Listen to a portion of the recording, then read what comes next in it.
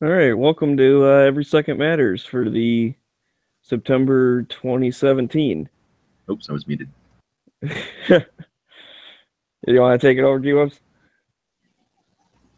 Either way.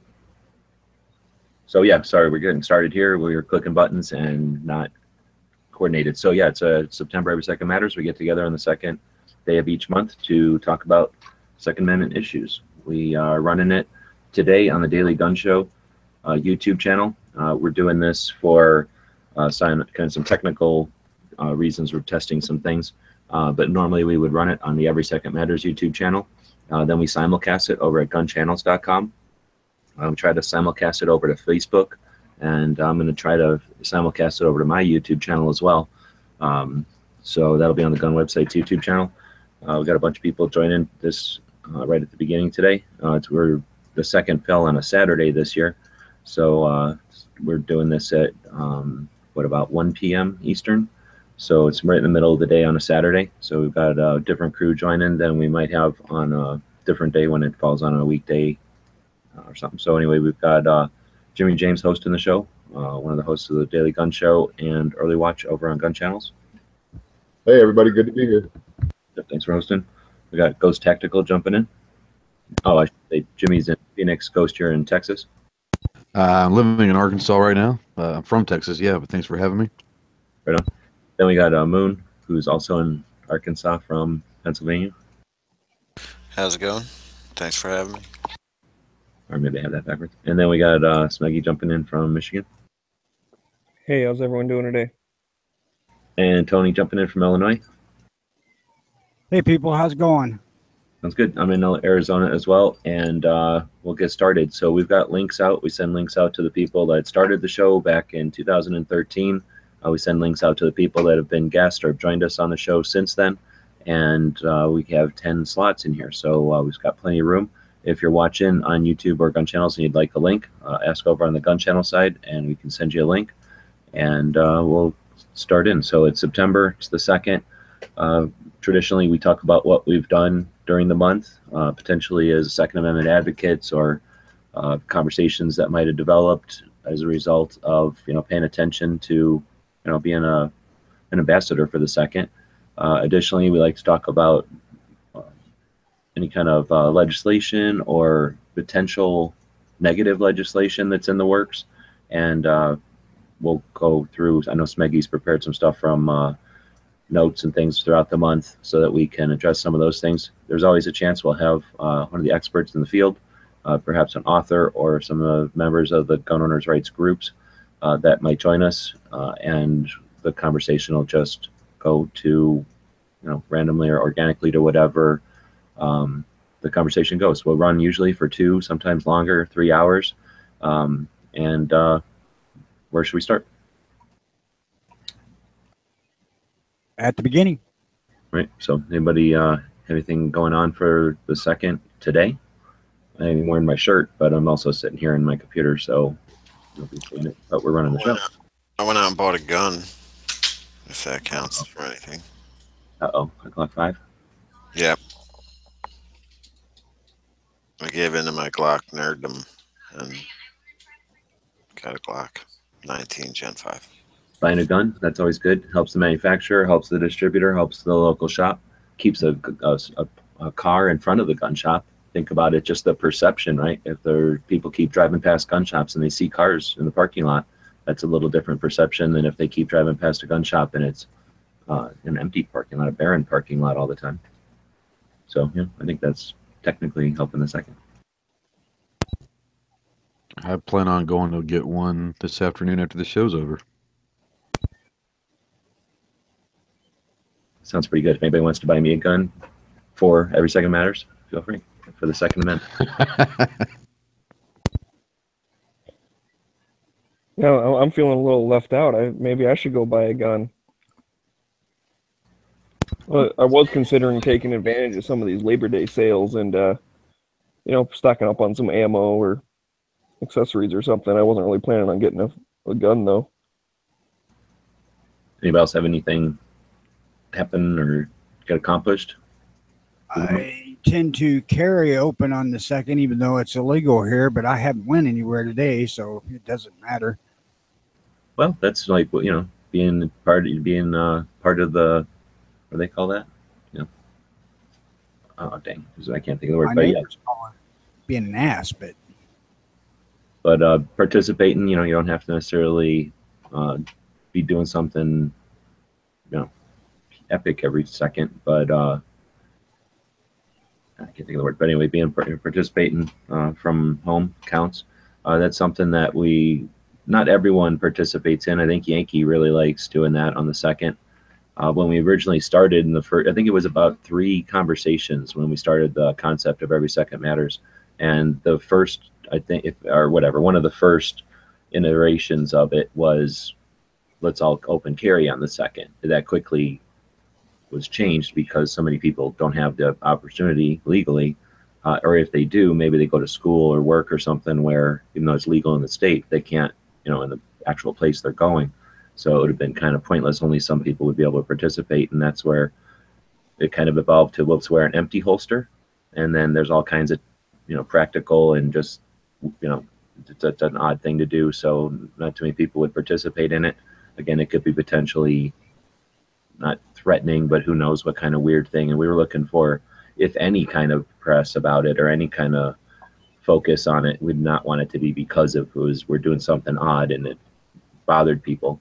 So instead, we decided to go with wearing a shirt, something gun-related, and then that evolved into, well, sometimes you can't wear gun-related shirts to a school or to, it wouldn't be appropriate sometimes to wear it to work or church or something. So then we decided, let's make a logo or something or some kind of saying that is a nod to gun people or maybe is something that people might question, and then that could start a conversation if it's appropriate. So that's where we came up with the Every Second Matters, with the second, the 2ND for the Second Amendment, play on words with the, time, every second, matters for urgency.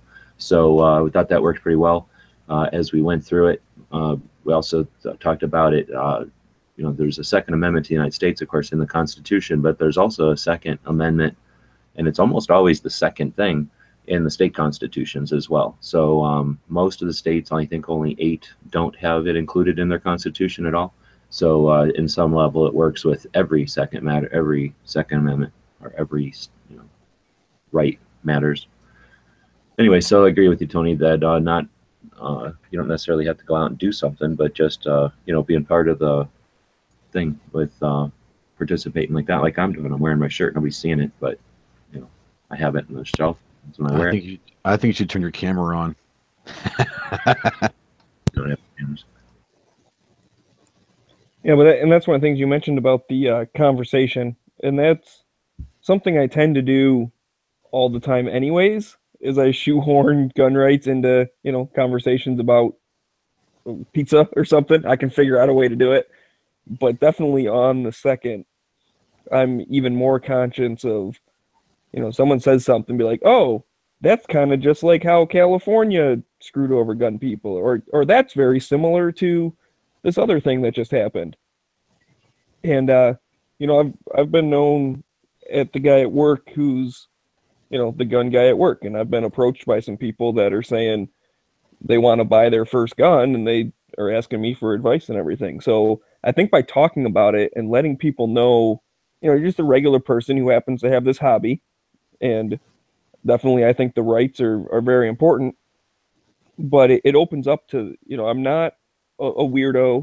I'm an approachable, nice person, and hopefully we'll get some new people into, the shooting sports or just self-protection or whatever that might not have ever done it because they didn't know anyone at the time.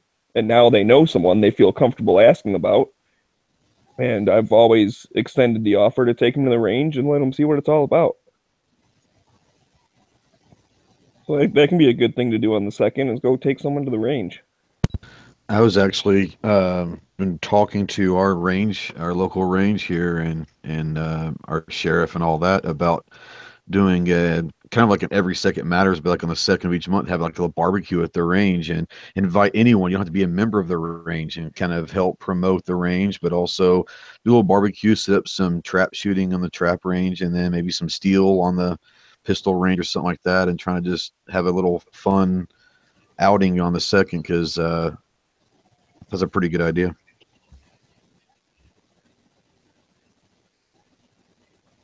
Yeah, that sounds awesome.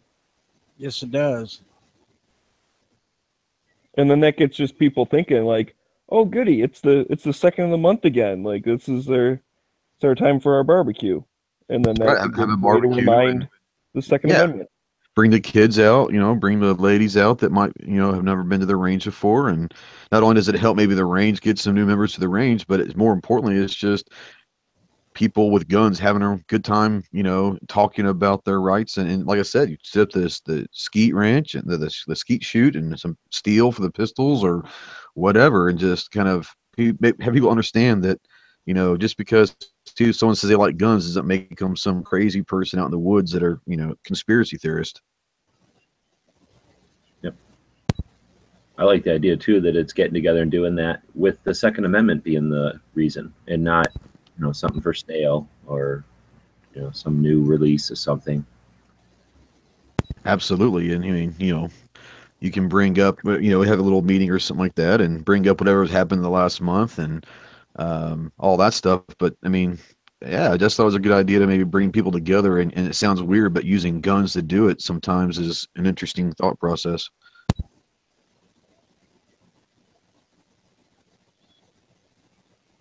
There's a little bit of dead time here, so I'm going to explain technically what we're doing. We've got 6 of us in a room on a Google Hangout, which is a piece of tech that Google gives out for free, and it allows 10 people to jump into a room like this and have a conversation. Pretty clear, pretty decent audio quality. If we had our cameras on, we'd be able to do video too, and we could be anywhere in the world, really. And we're in this room, and then it's broadcast out. Now we're doing it on the Daily Gun Show YouTube channel this week or this month because of a technical thing. We just wanted to test something because we're doing some changes on our show next week. But sometimes we'll run it on the Every Second Matters channel over on YouTube. Other months, other people run it. Artisan Tony has run it in the past. I'm pretty sure Yankee has run it a few times on his channel back in the old days. Other people are welcome to run the show. It's not the problem is we're not an organization. There is no head of Every Second Matters. There's no offices. There's no address. It's really just an awareness campaign, something that we're trying to do to put effort into paying attention to the Second Amendment on a regular basis, so that just boring incremental stuff gets done. Some of this is archiving anti-gun efforts. Some of it is archiving some of the. We are getting an echo, aren't we? Is that from me or is that from out there? I don't hear it. I'm hearing an echo now for sure. I've been hearing people mention an echo on the YouTube side, on my YouTube side. If everybody would mute, and then that way we'll be able to eliminate it being from our end.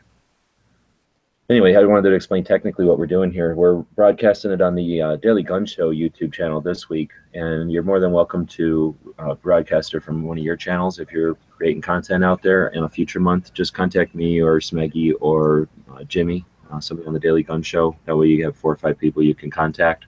Or if you want to, you could contact Tony or Ghost over on gun channels or through their channels, and they'll get a hold of us. But like I say, it's kind of frustrating because we don't have an organization, really. It's just a bunch of us doing this. But if you'd like to be involved, just yell out. Like I say, when there's no organization, anything works, pretty much. So just be persistent. Thanks for joining us, Tony. So anyhow, it's being run on the Daily Gun Show channel this month. Sometimes we run it on the Every Second Matters channel, but very rarely, honestly. I'll run it on my Gun Websites channel because I figure then I'm at least broadcasting it to 160,000 people potentially. So I want to give it as much reach as I can.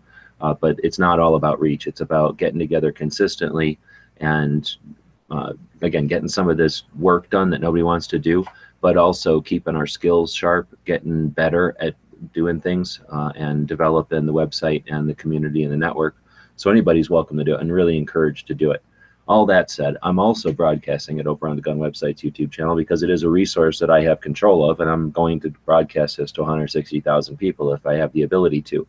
Typically, Yankee will jump on and broadcast it to his people too because we think it's important, and it's, again, not funding anything. Anything that we sell as far as the logo stuff is just paying for the website, which was just bought on a credit card. So there's no profit anywhere.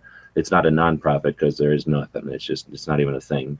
You can buy a patch if you want, but feel free to take the image and use it on your sites and just get the concept out there to talk about the second on the second. And with all that said, I wanted to talk, like I say, technically. We're also simulcasting it over at gunchannels.com. So gunchannels.com is a community we built a while back. It's going to be 4 years old soon. It's completely run by its members. It's just an online community focused on firearms. So I encourage to check it out. A lot of resources over there if you're creating content where you can network and share with other content creators, collaborate and whatever. And then you've got audience over there that appreciates real content. So you can share that audience and you can interact with that audience and they can be a real resource. So anyway, we broadcast it over on Gun Channels. We appreciate everybody that's watching over there. And if you feel like rebroadcasting it on your YouTube channel like I'm doing, it's not magic. I'm using the Open Broadcaster software. We have a couple of videos up on the Gun Channels University to explain how this stuff works. But if you're already familiar with it, just open up your Open Broadcaster and screen share and rebroadcast it out to your channel. And that's encouraged. And we really want to utilize this technology because if this was something important, if this was an anti-gun push and we were trying to rally troops and coordinate a good effort against it, we want to we don't want to be thinking about tech at that point. We want to have mastered how to get the information out. We want to be worrying about what information and how far we can get it. So again, you're encouraged to use these, let's call them non-stressful months when we're not at war, let's say, with the anti-gunners to gather your resources, learn. And if you have questions, ask over on Gun Channels, ask over on YouTube. There's plenty of people that are interested in the nerdy stuff behind the scenes. And it doesn't have to be very complicated. In fact, it seems like every year it's getting easier and easier. So encourage people to participate in all this. I explain the behind the scenes stuff, one, to let people know if you happen to be watching on one of those places, to let you know where else it's being broadcast, but also to, again, welcome and encourage anyone to rebroadcast it. It helps get the word out there. And then, I don't know, to fill some time. So with all that said, thanks for letting me do that pause, like station ID kind of thing. We can get back into, I think we interrupted what we're doing on the second. I think we were talking about taking people shooting. It's the Saturday today, so it's probably a good day. So the ranges are going to be crowded. Would you rather take somebody out for the first time when the range is full so that they get the experience of like a bunch of people and all the noise? So that's kind of neat. Or when it's quiet, so you have obviously all the ability to concentrate on what you're doing. I personally would prefer when it's a little more quiet, because some people, in fact, I've experienced this. I took someone shooting and they were very overwhelmed by all the other shots and stuff and kind of got, nervous and freaked out and did not have a very good time. So it was not a very good experience for them. And I regret doing it that way, I guess. I mean, I didn't know it was going to be like that, but partially, honestly, the best way to do it, if they're a close friend of mine, is just take them up north. I have some property where I have a shooting range, and it's just us. And that way, you can do whatever you want, and take as much time as you need. And there's no one else looking over your shoulder. Or some people get nervous. Well, I'm not very good. It's like, well, it doesn't matter if you're that good or not, but some people get nervous about that when other people are watching them. So I prefer more personal, intimate type stuff for first-time shooting. And then once you build up their confidence, then you can go to the range whenever. And it's just annoying if you have to wait for a lane, but it's not scary or anything.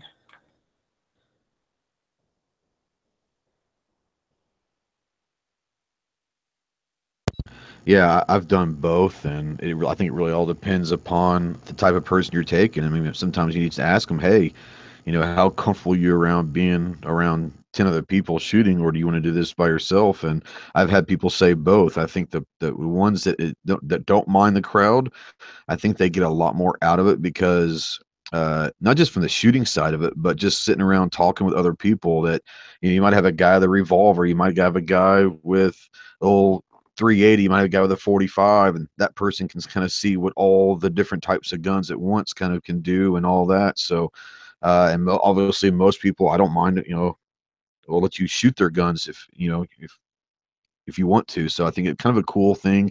If they don't mind being around other people, I think it's a great experience for them.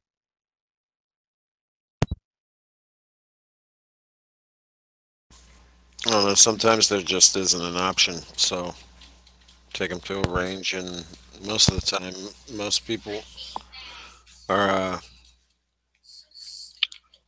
pretty safety minded, and it's not bad as long as you explain what's going on before you take them to the range, which you should do anyway, whether it's quiet or there's a bunch of people. Yeah, I just think that some people, like Smeggy was saying, some people just might not be comfortable in that scenario of having other people there, whether they're worried about how good they're going to shoot or whatever their reasoning be. But like I said, if they're okay with it, I'm all for taking with a bunch of people because they could probably learn a lot more just from 10 people than they could from one. So it all depends on the person. Yeah, definitely. And that's the thing is that my experience was someone that was already kind of hesitant anyways. And so it wasn't really the best fit. But yeah, I definitely, just keep working on people, even like that. I think truly the fight is going to be won by the people in the middle. There are people that they're not anti-gun, they're not pro, they don't care, they've never thought of it, whatever. So when the news comes out and talks about how scary guns and everyone who has them are evil and all that kind of stuff, those are the hearts and minds we need to change and realize that we're all just regular people, and guns are used positively far more often than they're used negatively. So whenever they're trying to ban something or add different restrictions or whatever, it's it's not really helping. They're not stopping the criminals, but we need to convince the people in the middle that gun rights are important, and then hopefully we'll get some better laws passed and everyone will be happy. The hardest part of that right there is that most of the media outlets that the mass people watch are not necessarily in line with most of our beliefs in the Second Amendment. So that's an uphill battle, but hopefully one day that changes. Well, it is an uphill battle, and that's why I feel we have to fight that battle one person at a time. Because again, when the media comes out and talks about someone having a gun arsenal or whatever, someone found 4 guns in their house or whatever, they'll be like, hey, I know that dude from work, he's got 12 guns and he's not preparing for zombies or whatever. He's just a regular person. Well, let's talk about that's happening right now. The Dragon Man in Colorado Springs, guy with a lot of machine guns, has been on the news a couple of times. People have done stories about his big machine gun collection. And he's got a gun shop. You know what I'm talking about? Yes, I do know what you're talking about. Okay, so he had some guns stolen recently, and his daughter posted on the Instagram about this situation, and then followed up with everything's been recovered and the criminals are in jail, in custody. And yeah, so like you say, are they going to go back and do a story about like, hey, don't worry, everybody acted responsibly, everything worked as it would, and again, no more danger. But are they going to just leave it with all these guns were stolen? Because technically that's accurate. Technically that's news. It's just not everything to the story. Well, you're also talking about what the news will cover for, let's say, a drug bust somewhere.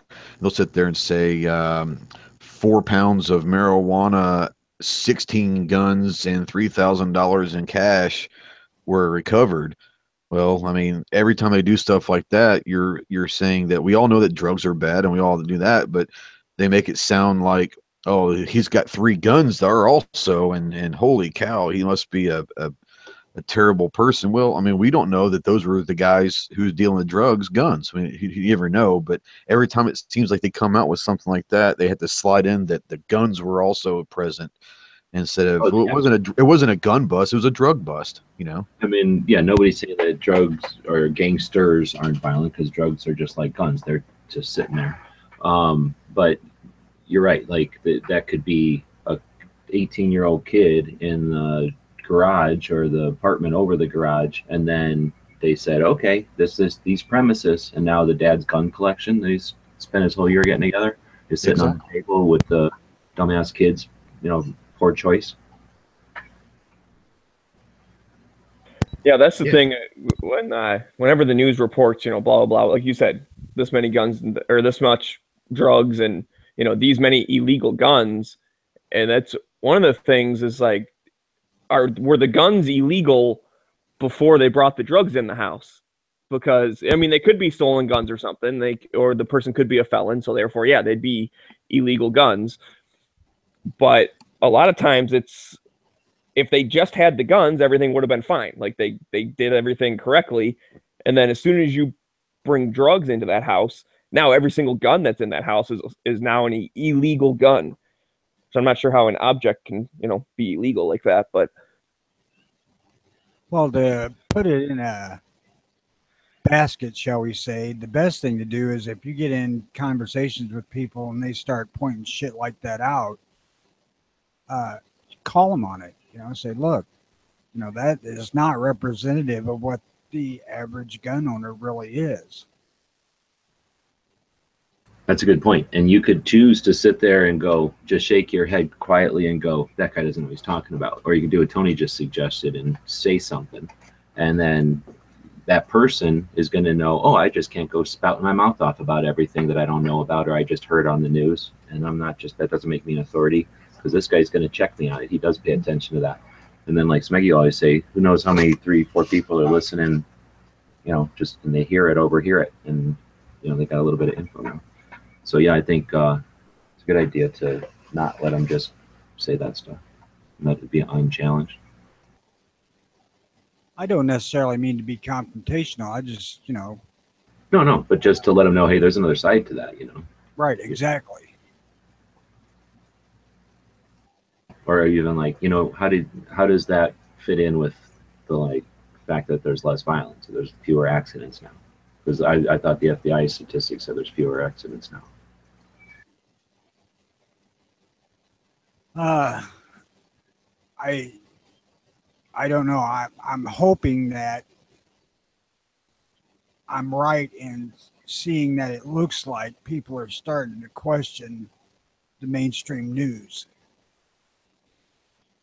I don't know if that's just a local perception in this area or if it is getting more widespread, but I hope to hell that's the case, because I think it was this morning. I was listening to the radio. It was either this morning or last night, and I'm pretty sure I heard on the radio that they were saying that whatever the group was polled, and it might have been a nationwide poll, that what's worse, what were they? I think they said fascists, or they said Nazis. I think they said fascists or the media. Like, what's worse for the country, the fascists or the media? And it was like 46 to 47. The fascists higher, but basically even.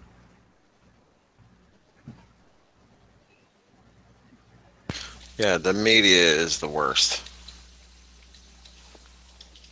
well, It really yes, do cause a lot of ruckus. Wouldn't the you fascists think have people- no audience without the media. True. Yeah, it would be those 16 people yelling at trees, and then some cars driving by, maybe. But you wouldn't think after criminal Hillary's just massive corruption, and they're either ignoring or trying to justify it or whatever. People understand that they can't all be just completely blind, right? That's got to have made some impression on people that might have not paid attention before. Like, it was so obvious this time around. I would think that's going to change the voters on both sides next time around, I hope. And media will have less influence, perhaps. Yeah, hopefully. I mean, that's one of the things with, the new media, right? A lot of people, they get their news online now. Some people do still watch the 6:00 evening news or whatever, but I know a lot of people, I saw this thing on YouTube. I saw this thing on Facebook. I saw this thing, wherever. And that that's something that we all can control, right? We are just regular people posting stuff, talking to people online, and that's another reference point of, you know, getting the correct facts out there. When people use bad statistics about guns, you know, we can send them a link to, you know, whatever, John Lott's book or something, or some article online that really breaks it down and says, you know, actually that's, you know, those numbers are not correct. Like, these are the real numbers. And I truly think that the best weapon is knowledge. You know, I was talking about this earlier in the lobby there, is that you have some anti-gun people that truly, yes, they just want control. They just want to, they think they know best for everyone. And, you know, they're like big government, you know, whatever, but the boogeyman. But there's a whole lot more people that think they're doing the right thing.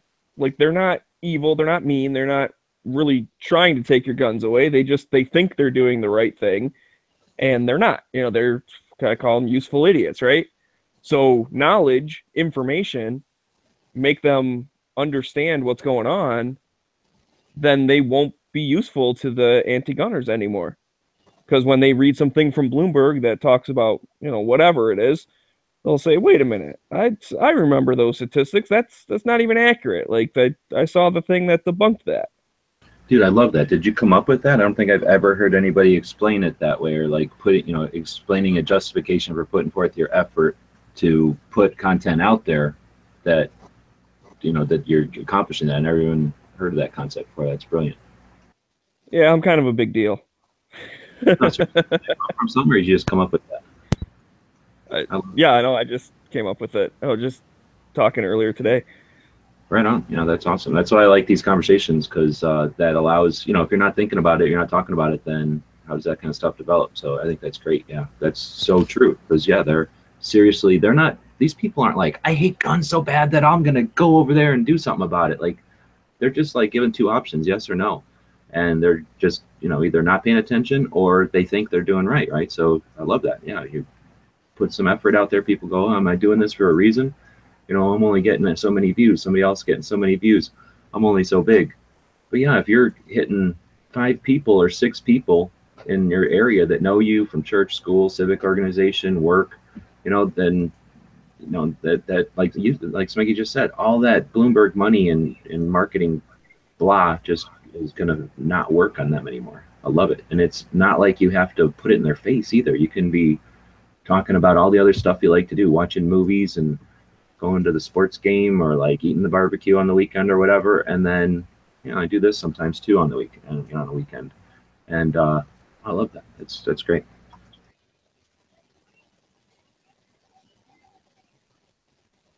All right, we can end. I think we'll end it on a big right there. Well, hang on now. I actually got some stuff here if we want to get into it about different legislation stuff or different, you know, gun-related things that have happened over the past month.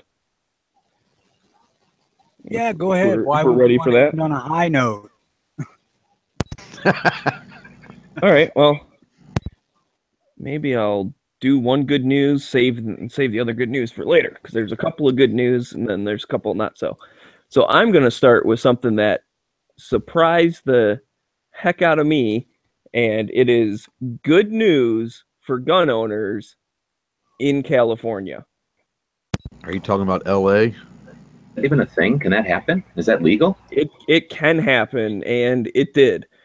I was going to bring that up. Go for it. Yeah. So, well, I'm going to go with this one. Well, I guess I could do... No, you know what? No, don't throw me off. I'm doing this one. So, the 1 gun a month bill, do you remember that? How you can only buy 1 handgun a month, and then they were going to extend that to all guns? They've taken that out of the bill. So let's see, that was Senate Bill 497. And they completely removed all of the stuff talking about 1 gun a month. So it's still a negative bill, and it's basically it deals with storage of firearms. Let's see, it exclusively deals with storage of firearms by police officers in unattended vehicles. Okay, that's interesting. But yeah, they were trying to sneak in this whole stuff about only being able to buy one gun a month, and apparently it's supposed to be a storage bill.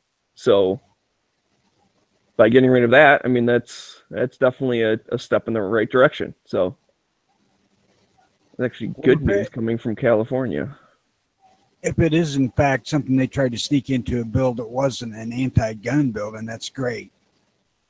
If it's a bill that was anti-gun and they took a piece out of it, that's what's killing us. We're celebrating the fact that we didn't lose as much as we could have way too flipping often.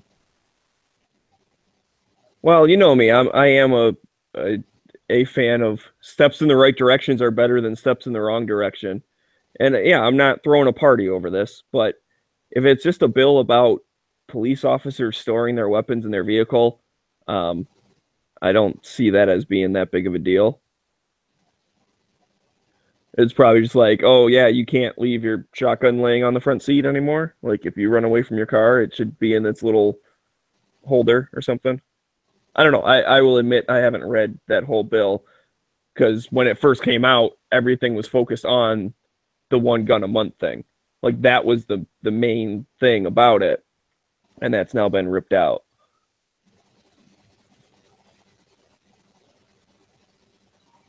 So, It's anyway, not a huge thing, but also, did you see? I want to say it was Monday or Tuesday that the city of Los Angeles City Council voted to end the long-standing ban on the sale of ultra-compact firearms. yes, I did also see that. That's what I was going to end with, but okay. Oh, my bad. I'm sorry, bro. Two high notes from California, and then no other positive California stuff for the whole rest of the segment. Right. Thanks, buddy. Well, no, I'm I always just just I thought teasing that around. was Yeah, pretty I saw cool. that. That is very good. Especially given what they consider to be ultra compact. Yeah, 6 3/4 inches. That's nice.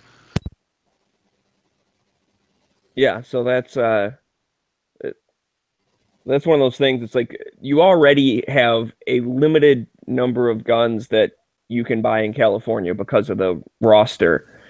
And then LA was just going a step above and beyond saying, oh yeah, and also all of these other things you can't have. And that's a complete slap in the face for anyone who wants to conceal carry. I mean, these quote unquote ultra compact firearms, like those are firearms that are easy to conceal carry. You know, maybe it's a pocket something or something that fits real nice inside the waistband holster. Well, see, that was a thing also. It was not only were quote unquote ultra compact guns banned, so were the holsters they would fit into. So they weren't even allowed to sell holsters for these weapons previously. Now they can. Yep. Yeah. So two good news coming out of California. Like, what are the odds, right? Well, you know, here's the thing. It just goes to show you, don't give up the fight. Don't just say, well, California's lost, you know, forget it, whatever, I don't care. Because that's a pessimistic view. It's a defeatist mindset. And, you know, someone had to fight to do it. They certainly didn't just do it because they felt like it, because they, you know, I think we'll get rid of some of these regulations. That's not in LA's playbook. So someone had to challenge them on that and say, hey. Yeah, I think it started out as the California Rifle and Pistol Association, and they got the NRA involved also. But the fact that they called themselves the CRPA, I mean, that's a pretty big step for them to go after Los Angeles, you know?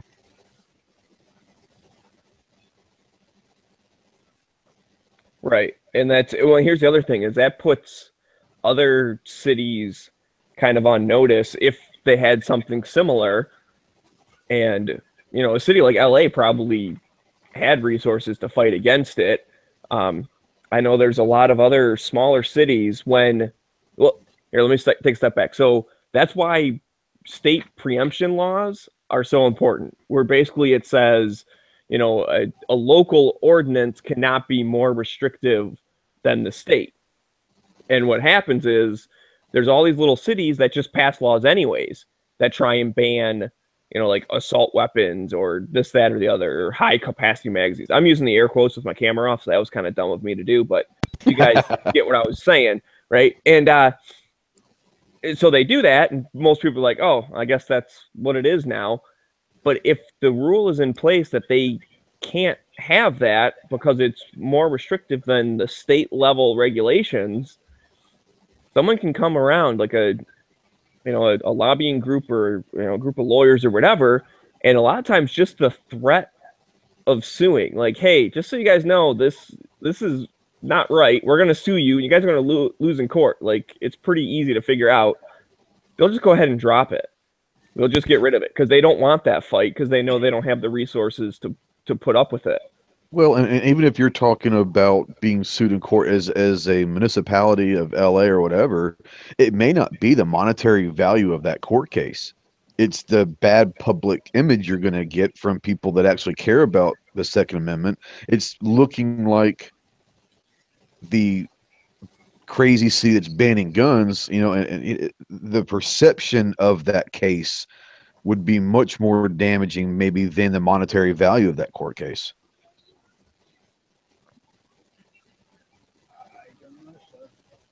Oh yeah, I agree with that. I mean, because although money does speak pretty loud, and especially if you're talking small towns, they probably don't have that much anyways. And that's where the threat normally, because the city here's the thing, the city knows what they're doing is, I'm going to say wrong. Like, they know it does not follow the state laws. They do it anyways and hope not to get called out on it. So all you have to do is call them out on it, and then they'll say, oh, whoops, okay, and they get rid of it. Exactly. Because they can clearly read the preemption law and say, yep, we're definitely not following that. And so they know they're going to lose before it even starts. Well, what we did here in Pennsylvania is that they make it so you can sue any Pennsylvania. I think anybody in the country, and especially the NRA, can sue the township or magistrate or whatever that implements any law that doesn't jive with the Second Amendment of the Pennsylvania. Of the state, right? Yeah. Of the state law, yeah. So they have incentive not to do it, or they'll get sued. Right, and a lot of times they'll toss in there that whoever loses has to pay the court costs of the other person. Yeah, and like you said earlier, they're just hoping that no one calls them on it, Yep. So that's why it's important to stay vigilant, and that's, we mentioned at the beginning of the show when everyone was introduced, we're from all over the country, and this tool, this Hangouts or whatever, it allows us to get together and talk with people from all around the country. And so, I mean, even if just every single person out there listening paid attention to all of their local stuff and all of their state level stuff and brought things up when something's going on, bring it up to everyone's attention, and that's going to shine more of a national light on it, and they're not going to get away with it. They're not going to be able to sign stuff at 11:59 on the last day of session. They're not going to sneak something in on a farm bill that has something to do with ammo storage or, that all that kind of tricks that they do. It worked in the past because no one ever read the things. No one went to the hearings, all that kind of stuff. Well, I guess some people did.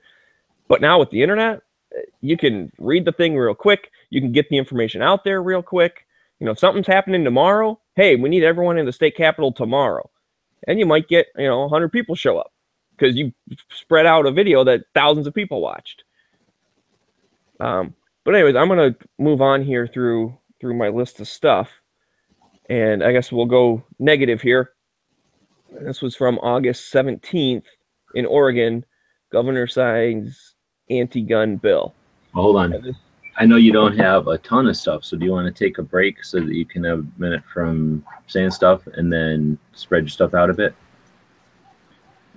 We can do that. So I'm just thinking that one of the things I'd like to start doing on the show while we're live, so that while people are watching, they can have an opportunity to check it out, is go through the Every Second Matters website. We talk about it occasionally or reference it or whatever, but since we're visual medium, we can do a screen capture like this. So it's everysecondmatters.com, and there's no cost to join or anything. It's community software. It's like a community. It's like a network type of software. So it's got all the stuff you'd expect. We basically have it organized. It was originally designed to feature the various gun owners' rights groups that are out there. So if you go to organizations, you'll find just all different ways to browse through the 53 gun owners' rights groups that we have listed here. And we encourage you to do so for a couple of reasons. One, to check them out, see if you find ones that you're not familiar with that maybe you could join on Instagram or follow on Facebook or YouTube or whatever, and let people know about them. And then if you see that we're missing one, either in your area or in your area of interest, then feel free to add it. You can log in and create an account. All you need is a email address or something to do that. And then somewhere over here, I guess I'm not logged in, there's a button that'll show up when you're actually logged in that'll say add one. So you can add a Second Amendment organization there. We also have some archives, so ways to keep track of what's going on in an organized fashion. So we have them under this organized by states. As you can imagine, you can go through by state and check out what's going on. And again, if you see that your state is missing something, consider yourself an ambassador for your state. You're not under no obligation, but you're more than welcome to log in and post things. Like Smeggy's trying to say there, I think if we had, I don't know, however many people listening to these podcasts, if we had a person from each state that would once a month or so go in and make sure that the stuff that's going on in their state is updated, we're creating a useful place that if someone needs to do some research or someone's having a conversation in Texas about what's going on in Connecticut, you can check out Every Second Matters and see if there's anything current there. So the more current we make it, the more useful tool we make it for everybody. We also have an events section. So like the Gun Rights Policy Conference coming up here in Dallas. We also have things like SHOT Show, but if you're aware of like a state level organization having their yearly dinner or meeting, feel free to post those so that people know about them. Like me, I'm going to be traveling. So if I can go somewhere, if I'm going to happen to be somewhere and I can go to one of these dinners or group meetings, then having another body in the room is always good. And being able to network and stuff is great. So people, you know, when you're out traveling, consider paying attention to stuff like that. You might find that, you know, you're somewhere for a week, and during that week is the national meet or the weekly or monthly or yearly meeting of the state level organization. And I'm sure they wouldn't mind you coming in and being part of it. Lastly, we have a Wikipedia section of the site where we're kind of frustrated that there's so many things out there. You know, it's hard to keep track of it all, so let the website help do that. So we have it organized by, of course, the Second Amendment. So when important stuff about Second Amendment, we can add there. We have all the federal Second Amendment laws, all the federal laws that deal with the Second Amendment listed here.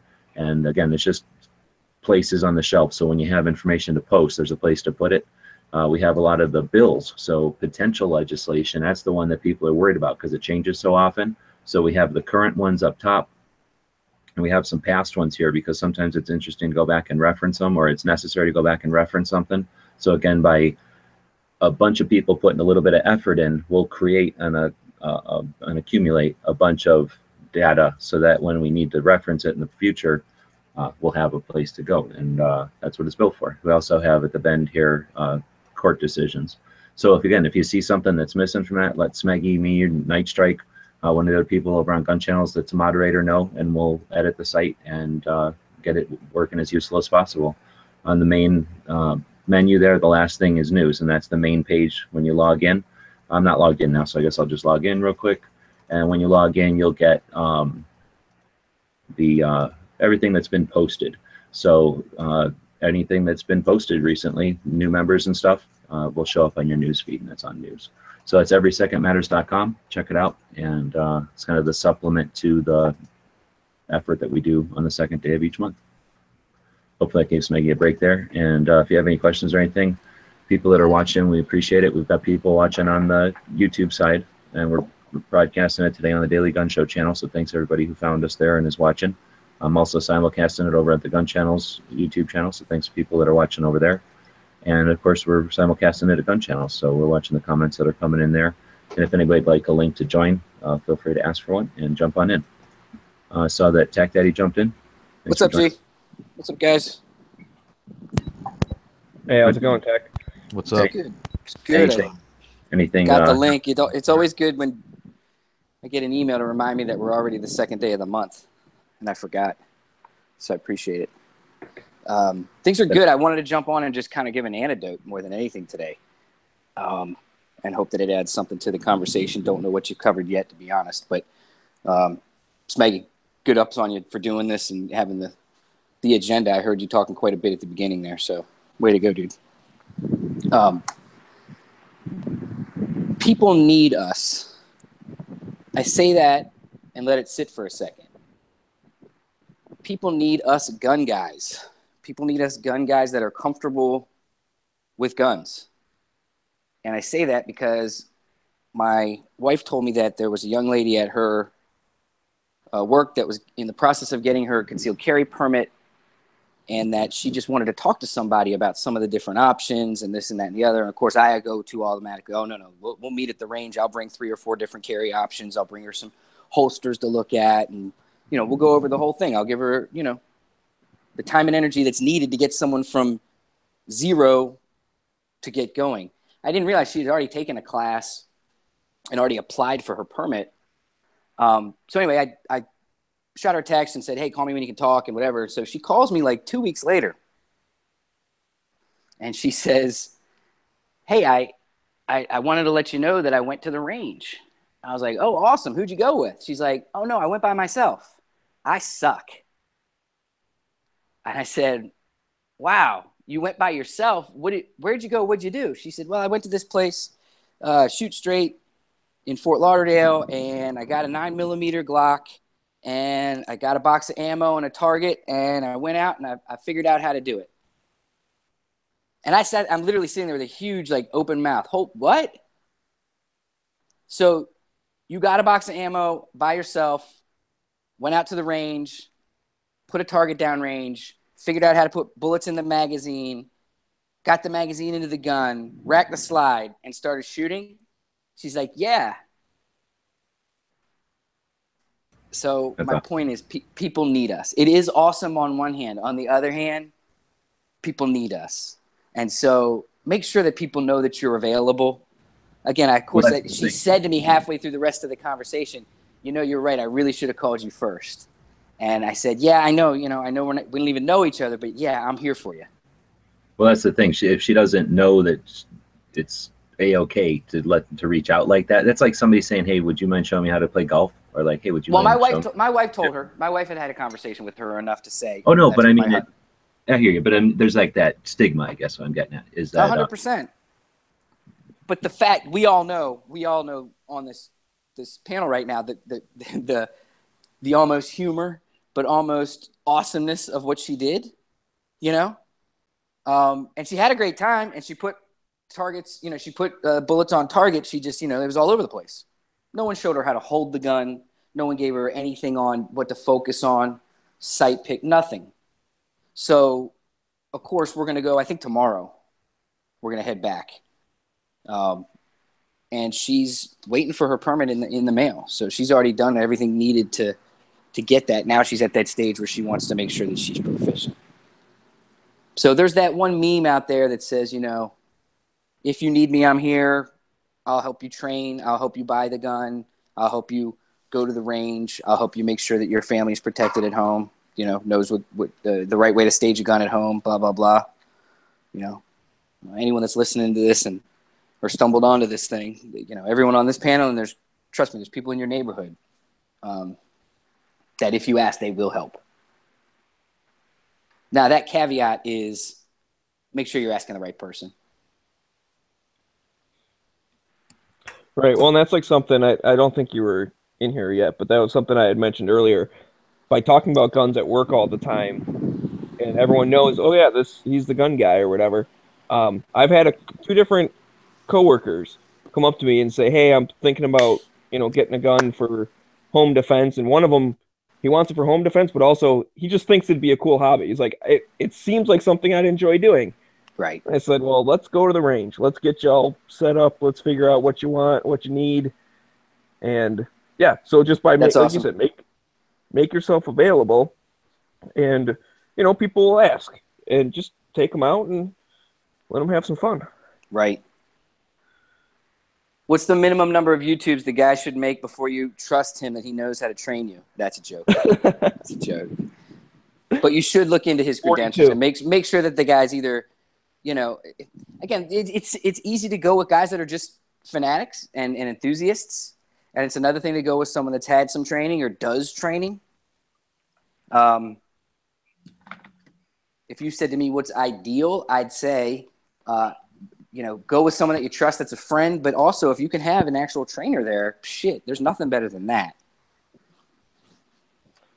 But then you got to look into reputation and all that kind of stuff, cost and all of those things. But again, the fact that she was so eager to go that she just got up one day and went and did it on her own damn self, I was shocked. Then again, that's what most of us did at one point, right? No, well, it depends on when you get into shooting, but Right. But Most that's people who almost just a whole decided to other- get it. Yeah. that's a whole other thing though, because I'm assuming most people listening are dudes, and you're eager to do it. It sounds like I'm not saying she's reluctant, but it's obviously something she wasn't jumping at the bit to do. She did it as a necessity, right? Yeah. I think it's impressive, really. Well, that's what my 78-year-old mom did. I had bought her a gun for home protection, and she showed up at my doorstep, said, "I need ammo. I'm taking a CCW class tomorrow." Nice. I was like, "Holy crap!" So I had to run to town and buy a bunch of ammo for her gun. Wait, you had to buy ammo? You didn't have that stuff stocked up? The heck's wrong with you? Not 38 special. She's got that J frame, and all I've got down there for her is hollow points, home protection rounds. I didn't have practice rounds for her.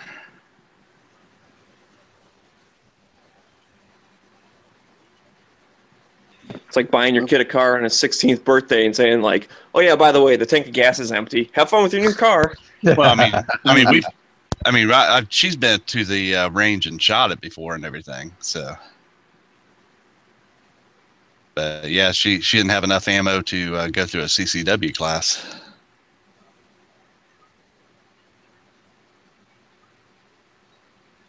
Well, from a psychological point of view, in most cases in humans, it takes, some sort of pain to make them make a change, and to make the change to put a gun into your life and carry it full time and go through that process. It takes a lot for a lot of people to get there. So anyone that's, all about it and all over it, I think we should encourage them even more. That gives me an idea. What are your guys' reasons for carrying? Why did you start? I actually have an article and video coming out about that very soon, but in essence, I'll talk quick because I got a jam. I'd always had a gun in my car.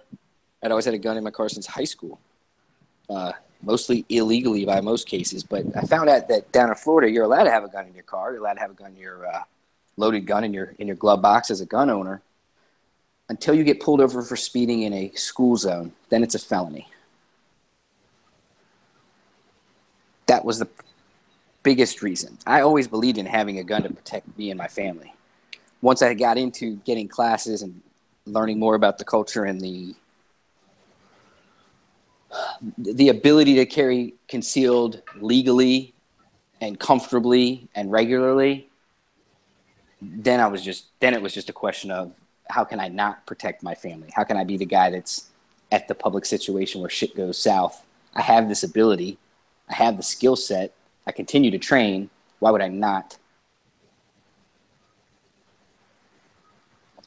Yeah, see that's an example of, something like real regulation or whatever. I've heard people before when we're complaining about something, it's like, oh, it's just a school zone. Like, just don't go by school zones or whatever. But you brought up a great point. You're driving down the street thinking you're doing everything correct. Turns out there's a school around the block, and you're going 30 Now instead you're of 25 felon. or something. Now you're in trouble. You're in big trouble. Yeah, it was the That's F why all word. It was the those F word. regulations- Misdemeanor, I probably would have kept it rolling. But felony's no joke. Yeah, because once you get that, now you've pretty much the rest of your life. Now you can't protect you and your family efficiently. You jeopardize every employment application that you sign as well. So I mean, there's a lot to having a felony versus not in life. Yeah, guys, that was for everybody, not just TAC. So, best up. Appreciate the question, Tony. Sometimes the why is as important as the actual carrying. Mine was not for, because I don't live in an area that is a high crime rate. I decided to start getting my CCW and carrying because I can. And I wanted the people to know that you can, and it's not something that you should frown upon or be scared of. Is you can, you have the right to do it. So that's why I did it. Is I carry every day, but it's not because I'm worried about being at a high crime rate. It's because I can, and that was important to me. You may be surprised to know that my reason's exactly the same. I did it because I could. That's awesome, and that makes me think that when someone says to you something like, "You carry a gun," you should literally look them right in the dead of the face and say, "You don't." Right? Exactly. Yeah. Why don't you? Why don't you? Huge amount of surprise. With scorn, Absolutely. it's like saying, "Oh, I drive, but I drink," or like, "I drive, but I never went to school for it." Or, "I drive, I don't know what science means." Right. Yeah, mine's the same. So I don't have a family that I'm worried about. They're all old and they can take care of themselves. And a big dude. I'm not worried about crime too much. I live in the safest country in the world, pretty much, and I live in a pretty good place. So I feel like like Tax said to some extent. Well, number one, you're right. It's because you can, and why not? It's fun, and it's something to do, and it doesn't take any extra effort at all. And so it's not like a massive bother, but it's also a massive obligation and responsibility. So like what Tax said, if I minding my own business, doing whatever I do in life, if I happen to be standing next to something where I could have been crucial in stopping or influencing a set of shit going down, and then I was like not able to do it because I didn't have my gun on because it was heavy, or I didn't feel like it that day, or I was going to be drinking or some bullshit reason, I don't want to live the rest of my life with that.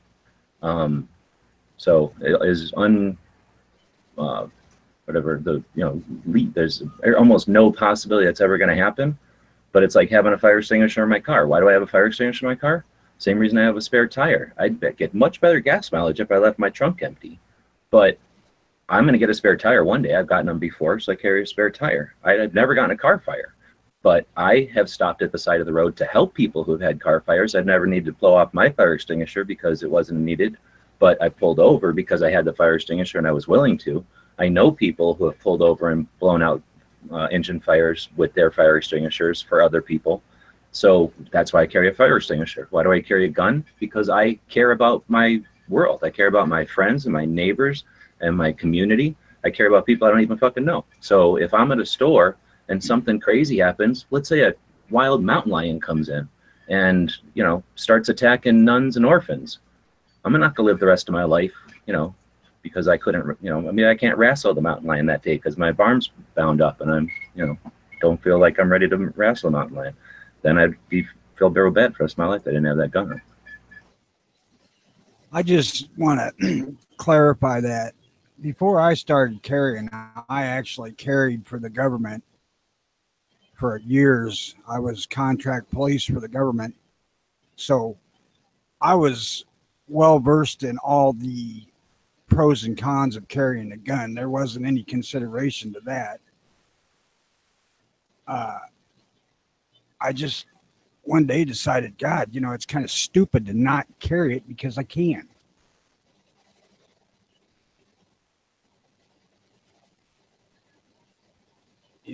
I really didn't have that mental argument with myself whether I should or not, because I'd already done it and it was no biggie.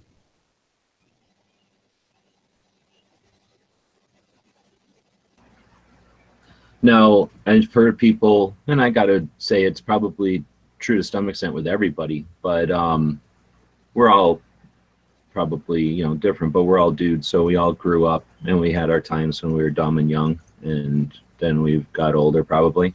And you know, if you're successful in getting older, you probably got wiser. But I think to some extent, you know, carrying the gun is sort of like that. You know, you put that thing on. I guess some days you put it on and it's just like putting the keys in the pocket. But you know what I mean? You look down at your stuff and you got your keys. You might have a pocket knife or a wallet. I don't know, coins, depending on how you live your life, and a watch or something. And then you pick up a handgun. You put it in your pocket. I know everyone knows this, but I don't know if it necessarily goes through everyone's mind. But I find myself when I'm picking that thing up, I think about it. It goes through my mind that I'm picking up a responsibility and an obligation. I'm changing my life right now. I'm putting this in my pocket. I'm taking the responsibility that, like we said, crazy coincidences could happen, and because I'm doing this, lives could be saved, or my life could be screwed up for the rest of the time. But it's worth it. Acknowledge the responsibility and the obligation. So I think that there's something to that. You act a little more sober and rational, and you're more in the, you know, in that state of yellow, where you're living in a world of people in the state of white, mental awareness. And I think that there's something to that. You know, it's. I imagine it would have been the same as back in the day. I don't know, carrying a sword or something. Like, there's just something about when you're gonna carry the means of defense like that, you're kind of just more awake that day. You're not just, you know, on coast. I honestly, I don't think of it that way, G-Webs. It's just the same damn thing as having a pocket knife in my pocket. I mean, it's just something that I do. And like I said, you know, because I worked at a job where I was doing it every day, and I did it for years, I had the discussions with myself about, should I carry a gun all the time or not, years before I actually decided to get my CCW as part of my clothing.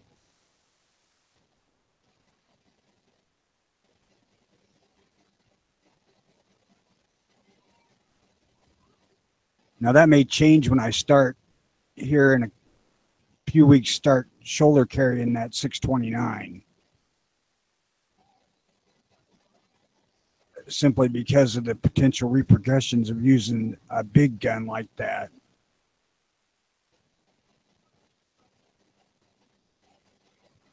Yeah, but at least no bears with you. We got other people in here though, so let's hear some other. Yeah. I was gonna say I'm totally with Tony on that one. It's like the gun being a part of your clothes is, I put my holster on like I put my pants on. You know.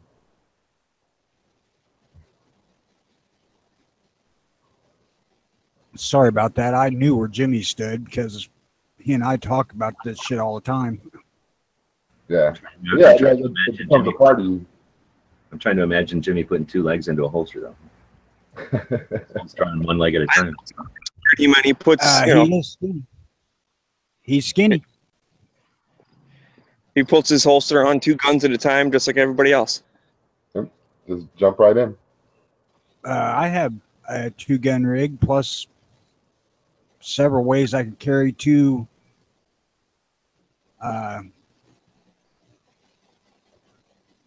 Like with the shoulder holster and an IWB at the same time if I wanted to.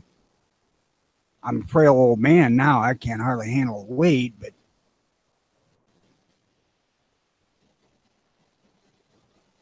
who else is in here that ain't fessed up? Come on, guys. Yeah, I started carrying because of the rampant drug problem that's been pretty much infested my neighborhood. And pretty much half of them I sent to jail anyway from where I work. So if any of them pretty much ended up knowing where I lived, I wanted to pretty much protect my stuff, so, and myself. And I'm getting too old to fight anymore. That's something I need to slip in too. Is I live in small town central Illinois, so the odds of me running into something are so damn slim it ain't funny. I need to throw that out there. Oh, trust me, I'm in small town Ohio too, and half the people that are in this area, I've pretty much sent for shoplifting and everything else. Well, the thing is, crazy can drive, right? So they can get where you're at. Exactly. You're a police officer? No, but I kind of, I did pretty much security. I did security for where I work. Well, that's the thing. I mean, we all have talked about this before, but the chances of needing it is already pretty slim. And then, you're right. Yeah, small town, it's pretty slim, whatever. But if you think about it, bad guys go to nice areas to take stuff because you have nicer things. And there is a piece of 22 brass in my front yard. Yours or somebody else? I gotta stop in for a second here and just play host for a second. Is the feed working on gun channels? I saw somebody on my YouTube channel feed saying that it's not working on gun channels. Is that just give us a feedback out there? Thanks. Sorry. So it was working for me earlier. Yeah, I'm assuming the brass is from me. Shooting rounds off up in the air. A dead horse. No, probably fell out of my range bag. When I come home from up north with a whole bag full of empty brass, the pocket doesn't stay closed. I was going to say, there'd be 22 brass in my yard because I shoot freaking cats or coons or whatever the hell's coming and getting my garbage. Well, I misspoke. It's 223, not 22, but. Well, it's still a GoPro. Don't believe I'd walk out there and pop a coon with a 223 here in town. Oh. I actually bought shorts just for that purpose. Yeah, I could get away with it. I probably could too, because I live like a block from where it's actually legal to do, and there's guys that shoot just 100 feet down the road ever so often. Right. Yeah, and that's the thing. I'm not in a rural area. Okay, I'm right outside Detroit. So if we go back to the scary thing, that's exactly, I live in a nice neighborhood. It's not like the bad part of Detroit or anything, but I also know, like I said, the bad guys come to this area to get the nice things. They don't want to steal a broken TV from their next door neighbor. They want to steal my nice one, Hell, living in Detroit, you probably hear more random gunfire than I do.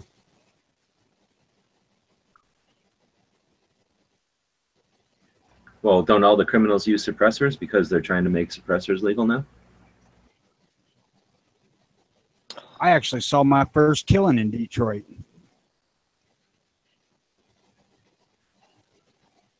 First what? First killing.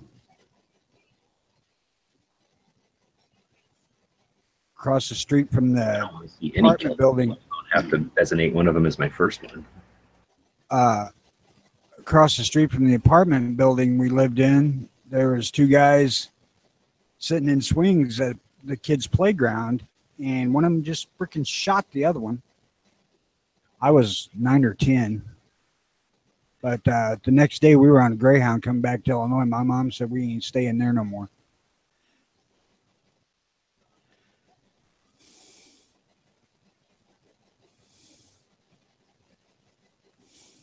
That may well be the only killing I've ever seen.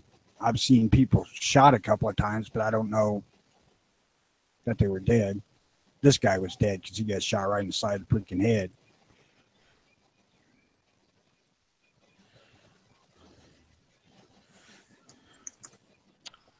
Well, that took a dark turn. Well, I didn't think it was all dark. Dude. Watch.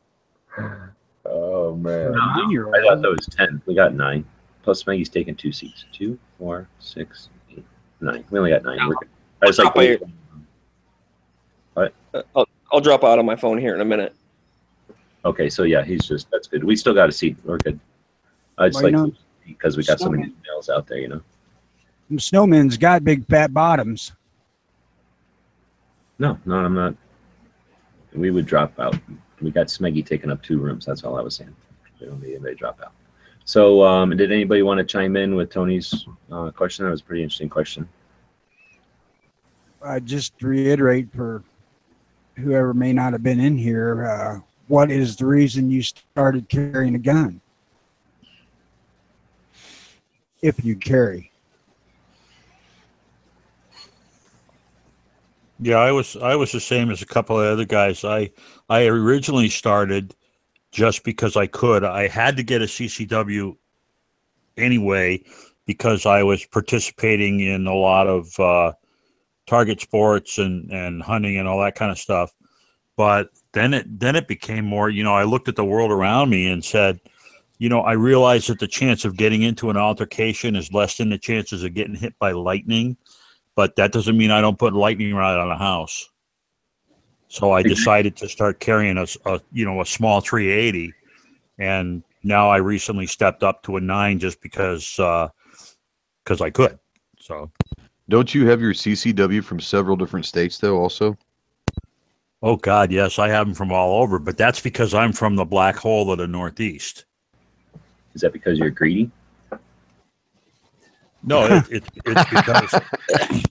because the state that I live in doesn't honor anybody's permits, and nobody honors our permits. So you have to start getting them from all over the goddamn place in order to, and not all states honor out-of-state permits from other states, and so I think I've got like 4 or 5 now. Well, it's weird. Like I have a similar situation with Nevada, so it goes back and forth because there's no consistency, and there shouldn't be, I don't think. But anyway, there's no. It varies almost year to year. Where having a concealed carry permit in Arizona is reciprocal with Nevada, so I could carry in Nevada with my Arizona permit, and then one year you can't. And then the next year with out-of-state resident Utah permit, I can carry in Nevada, and then the next year my Arizona permit works. It's weird. So I think that's what you're talking about. Like you might not be able to go into a state, but if you get that state's non-resident CCW, now you can go into that state. Yes. Yeah. Yes. Yeah, So I was doing a lot of carrying in Pennsylvania. I wanted to carry. I was doing a lot of traveling in Pennsylvania. So the second permit I got was a Pennsylvania permit. And then I got my Utah permit just to cover more states because a lot of states accept the Utah non-resident permit.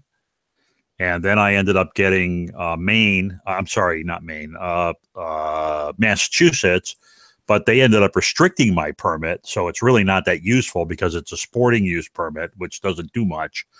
And then I got the New Hampshire permit because I didn't catch the law change in February where I didn't need it, but I got one anyway. just in case people don't know, and do you have to physically go to that state, or is there a way to do it online? In Pennsylvania, I camped there frequently, and yes, I did it physically. But let me tell you, a better experience you would never find. So I go to the local county seat where the court is, which happens to be the office of the head LEO. I fill out a 2-page form. I wait 15 or 20 minutes. $20 later, I walk out with the permit in my hand. I hear that's how Indiana is too. Yeah, that's pretty cool. Great. If I understand it correctly, you can walk in, get a lifetime CCW in Indiana, and just walk out. Really? It's just a matter of paying a different amount of money. Yeah, mine was 5 years because they have a photo. It depends on whether they have photo ID or not for a non-resident.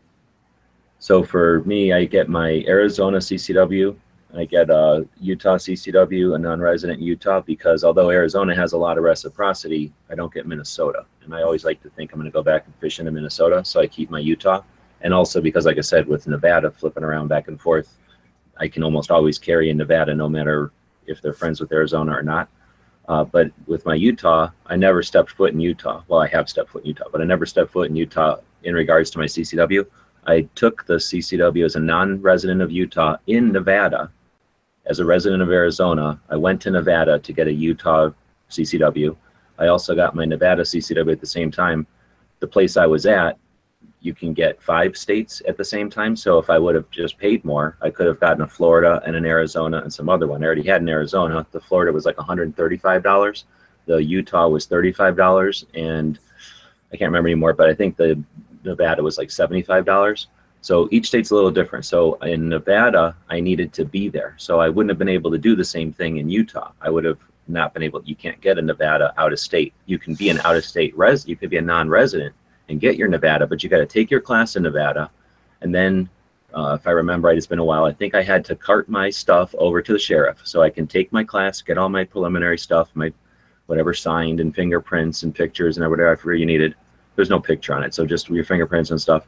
And then I had to cart it over to the sheriff's department. And it matters in Nevada, that's a whole other thing, but it matters in Nevada what county you get it in, because the county will determine if they require a separate card for each firearm. So I got it in Prump, wherever that is, county.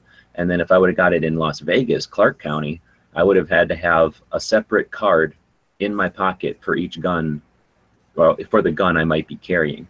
I think you can only carry 1 gun in Nevada, but on my Nevada permit, I had to take it to the sheriff. I think I did have to take my picture there. There's a picture on it. And then they make your CCW. But it's not like you're saying in Pennsylvania or wherever it was, where you got it right then. This took 2 weeks or some dumb number, and then you had to come back and physically pick it up. They will not send it to you. So that makes it all but impossible unless you live really close to Nevada to be able to do that. Because imagine flying to Nevada and then having to fly back a week later to literally pick up your card. You have to pick it up in person. So that makes it really difficult. Utah, never even stepped foot in the state. I did the test, paid the $35. They sent it in the mail. I've never gone back. I've renewed it like 3 times in the mail, and it just keeps getting cheaper. Utah is like the best state for CCW minus Arizona, or one of the states that doesn't have any, because every single year I've gotten it, it seems like it gets cheaper and cheaper. So my Arizona, I do by mail. So it's just kind of by state. Sometimes you have to show up and pick it up. They want make you go through that extra hurdle or burden, but some states make it real easy.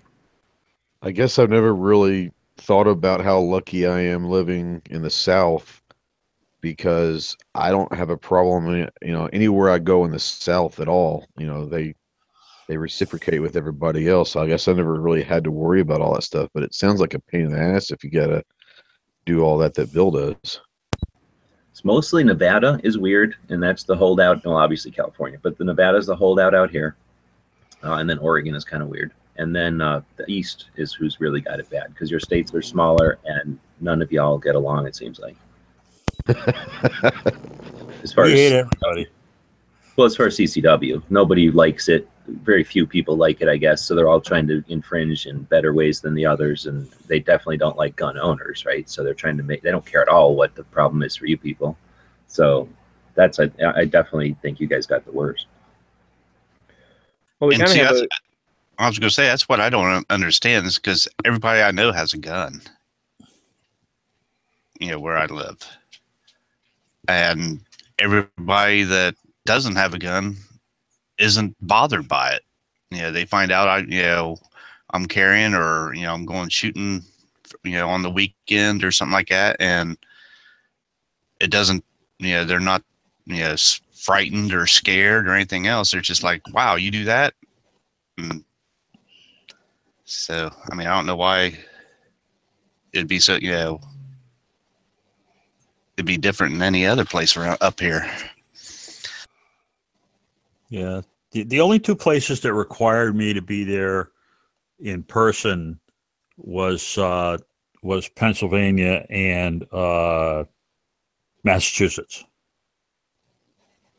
And that was a friggin' nightmare. It's $100 a year for a permit, and then they end up giving me a restricted permit. So I was pretty pissed. Well, I don't know if you brought that up already, I missed it. What's the total? You said you have 5 CCWs currently?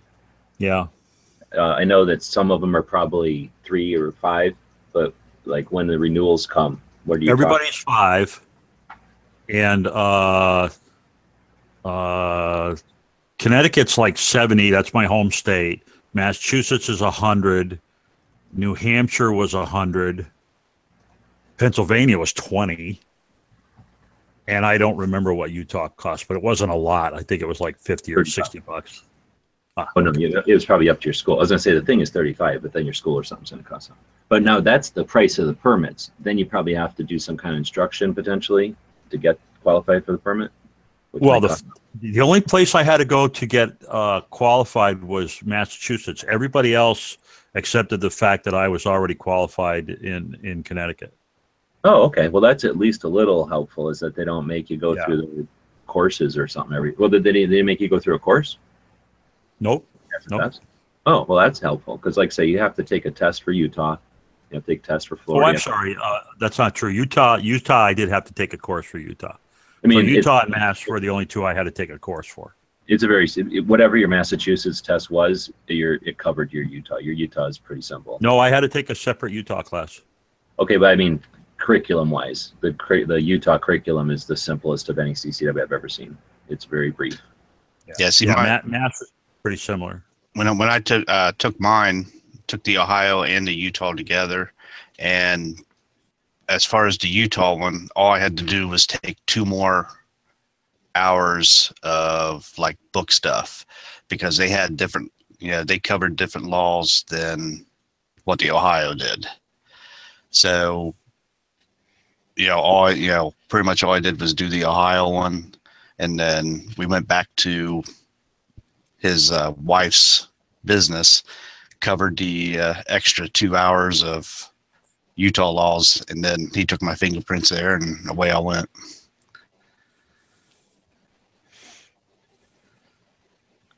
So one of the things you guys were talking about actually segues pretty good with something that I already had prepared here. And when you're talking about, the fees for concealed carry. And so this happened basically the end of August 24th, Utah held a public hearing concerning the recent concealed carry fee increase. So Utah actually just increased their concealed carry fees. And I don't know what happened at the public hearing. Hopefully a bunch of people went out there and were like, hey, this is crazy.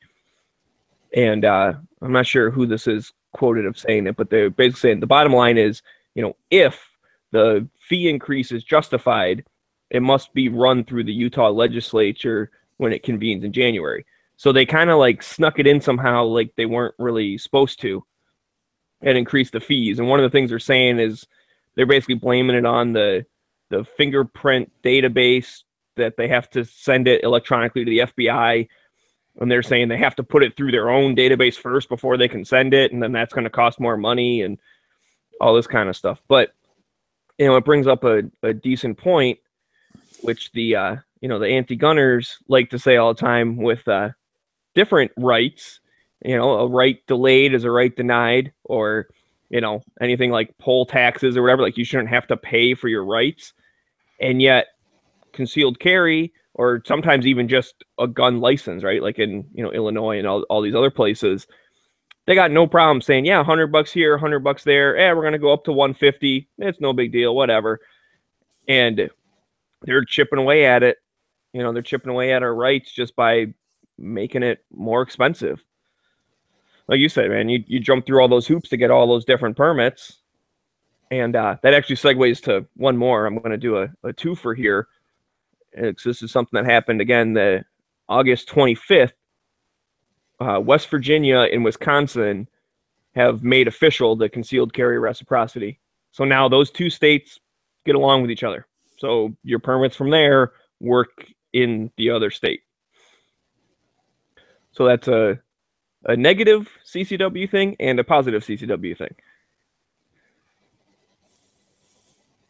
I wish every state would just hurry up and just be like, okay, we accept everyone. I mean, that's Michigan. We accept everybody's permit as long as it's a resident permit. So wherever you live, if you can get a permit from your state, you can carry. And our permit's good in 40 states. And the 10 it's not good in are the 10 that don't accept anybody's out-of-state permit. So at least what we're doing is pretty good. So that's why it kind of surprised me hearing people from other states, it's like, oh yeah, I don't really think of that because I pretty much can go anywhere I want. Again, except for the 10, which those are the 10s you would think of anyways, right? Hawaii, California, Illinois, New York, New Jersey, Massachusetts, like all those anti-gun places. Now, I just want to point something out about Illinois' gun license or FOID card. That costs $10 for 10 years.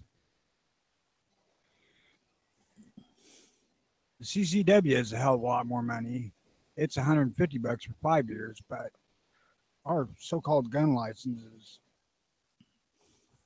hell, it hasn't changed in price in as long as I've had one. Well, I mean, I guess that's but because that's the thing though, because it exists, that can turn into $100. It can turn into $100 a year. It can turn into $500 a year. I mean, just because it hasn't, I'm glad it hasn't. But that's the kind of foot in the door type thing. Oh, it's just a little bit. Don't worry about it. It's only $10. Who cares? And then a little bit later in the future, well, it turns out we need a better computer system to keep track of it. So now we have to charge $15 for it because, we're doing some upgrades. And then they got to hire someone to work overtime to type in a bunch of stuff. So now it's $20. And like Utah is showing, they just increased theirs. And you guys were saying how Utah was pretty cheap. Well, it's a little bit. I don't think it jumped up to $1 million or whatever. I mean, it's I don't know how much it is now, but either way, every little increase, they're just chipping away a little bit more. Well, Connecticut tried to move the price of the license and renewal fee up to $300 from $70, and it was because they were trying to balance the budget. And we all know that constitutionally, you're not allowed to make money on licensing a right. But I tell you, it was a hell of a fight in the hearings and stuff that I actually attended and gave testimony on. It was a hell of a fight to get them to pull that out of there. Were you successful in that? Did they drop that? Well, yes and no. Yes, they dropped it out of the bill they were trying to pass at the time, but Connecticut doesn't have a budget yet. And so until the final budget hits the wall and they vote on it, we don't know if they're going to try to sneak it back in or not. All right. So that's definitely something we'll be keeping an eye on. And yep, absolutely.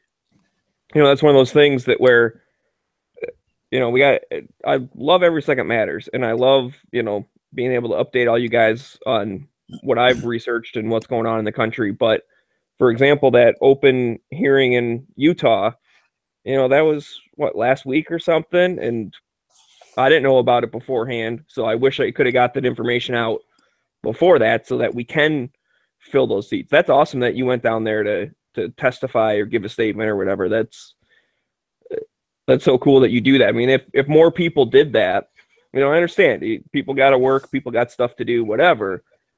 But if you just take a little bit of time to fight for your rights, it makes a big difference. So I just like to say thank you to you for doing that. Yeah, it really helps if you're a part of your state organization. I belong to Connecticut Citizens Defense League, which is a Second Amendment organization, and they do the quick alerts. Even if it's hours of notice, they at least try to get something out to us and let us know that things are in big trouble. Right. Hold on, let's not bitch about that though, or give ourselves shit, because the antis, that's one of their strategies. So I've talked to guys at the Gun Rights Policy Conference and in SHOT Show occasionally.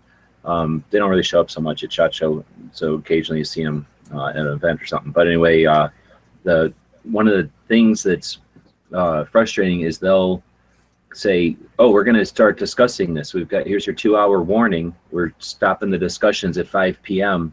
or at 3 p.m. at the council. When it goes away, it closes down." And then people are having to jump on planes and do last minute flights and get to hustle to state capitals in order to be in the moment they have for public debate or whatever, public reply to their stuff. Right. So and then they'll cancel and then pull it back up. So now you flew out there to be there on Tuesday, and then it doesn't happen. So just when you're getting ready to fly home, then they have it on Thursday. That's definitely a thing we've heard him talk about too. But I'm just saying, as far as being able to be aware of stuff that happens at last minute, that's something that we have to, not have to, but we should somehow be able to deal with, because it is a strategy there. So sometimes it happens like this where, oh, we didn't even know about it till now. But sometimes it wasn't even a thing until now. So we have to get this out. We only have this amount of time to get it out. So people know, like, I don't know, like those Amber Alerts or something. Once you get used to them, then you at least know that, uh-oh, if that's happening, if they're yelling from over there, there might be something going on. All right, well, we've had a discussion. And Tuhati, welcome to the panel. We had a couple of issues with some of your survey questions, but Smeggy, waited your decision. In your direction. I would also say that anybody who's a gun enthusiast should be a member of the NRA. Even if you don't agree with the stupid shit that they do a lot of good for the protection of our rights. And your local organizations too, because they'll keep you more informed on local issues. What's the other one? Gun Owners of America. GOA, yes. Tony's volume went way down. Something happened, Tony? Your volume went way down. I just wasn't close. The Second Amendment Foundation is a good one I'm a member of. USCCA is a good one. National Shooting Sports Foundation. Yep. I also belong local. I actually belong to a couple of groups locally in Connecticut, CCDL, and there's also a splinter group that came off of CCDL called Connecticut Carry, and I belong to that one too. So I'm pretty active when it comes to all this stuff. I tend to agree. NRA is not a bad idea, but local is better. NRA is okay. Yeah. They get, like, when Connecticut brought its big suit against the 2013 bills, NRA was there for us, but they didn't give us very much money, but they did hook us up with some really good lawyers that we got to pay. but so there is something to be said for being a member of the NRA. Well, the NRA, what it has going for it is size. I mean, being the largest Second Amendment group out there, when they jump in, then people take notice.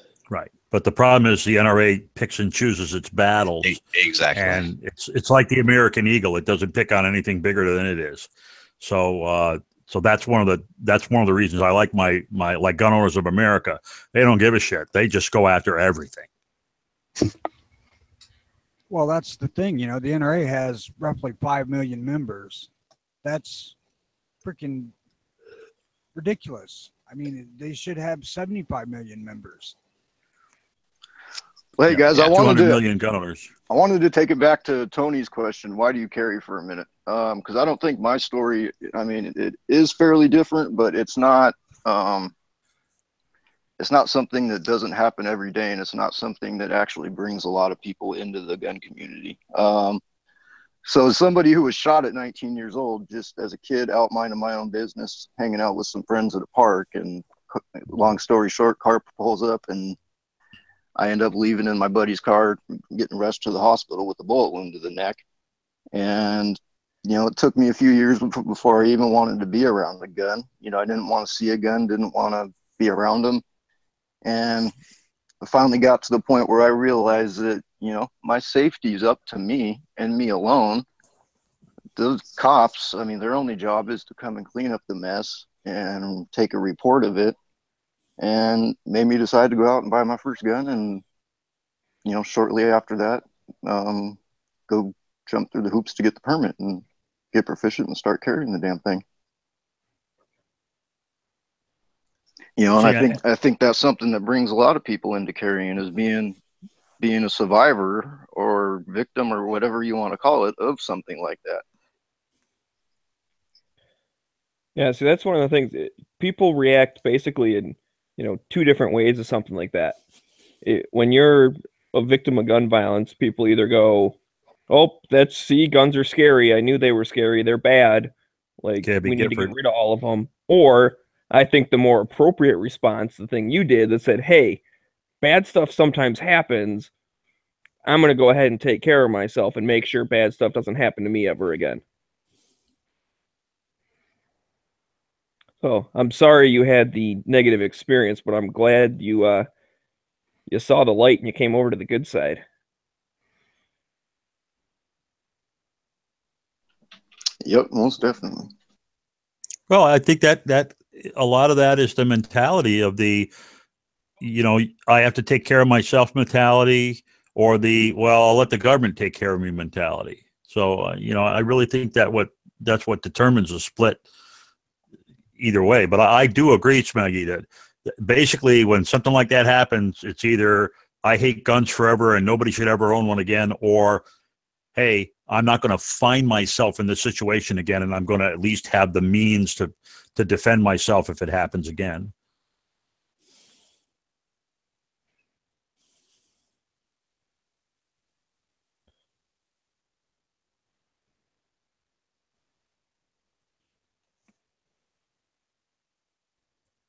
Chirp, chirp, chirp, chirp. I know when we went up there to TriggerCon, I know Marco was the safest person around because he had both Too Hottie and me with him. Each one of us was strapped with two guns each. So we was Marco's protection group. Yeah, Marco travels with the protection detail. Yeah.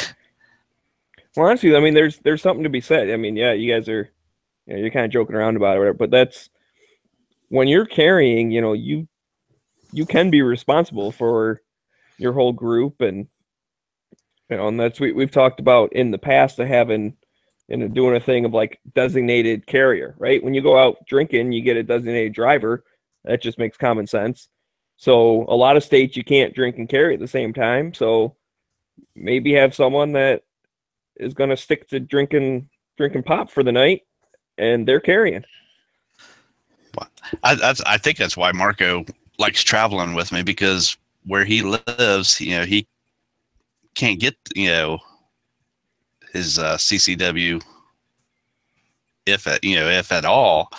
So when he travels with me, he knows that I'm always carrying.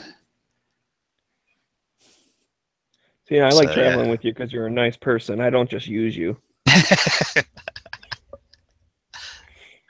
Yeah, he knows I got his back.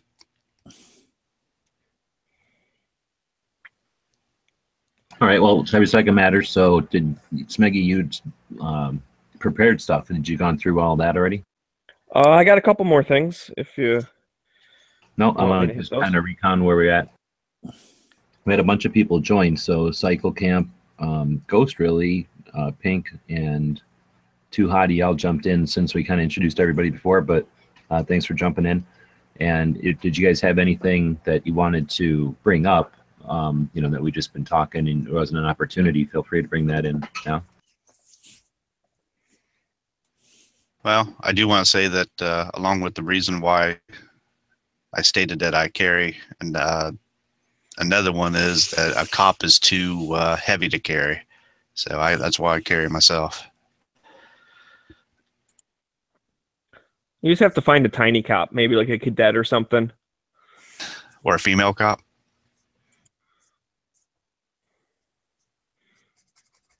Even she'll get heavy after a while, though. Yeah, true. Plus, you'd have to feed it. Well, donuts are cheap. Not after a lot of them.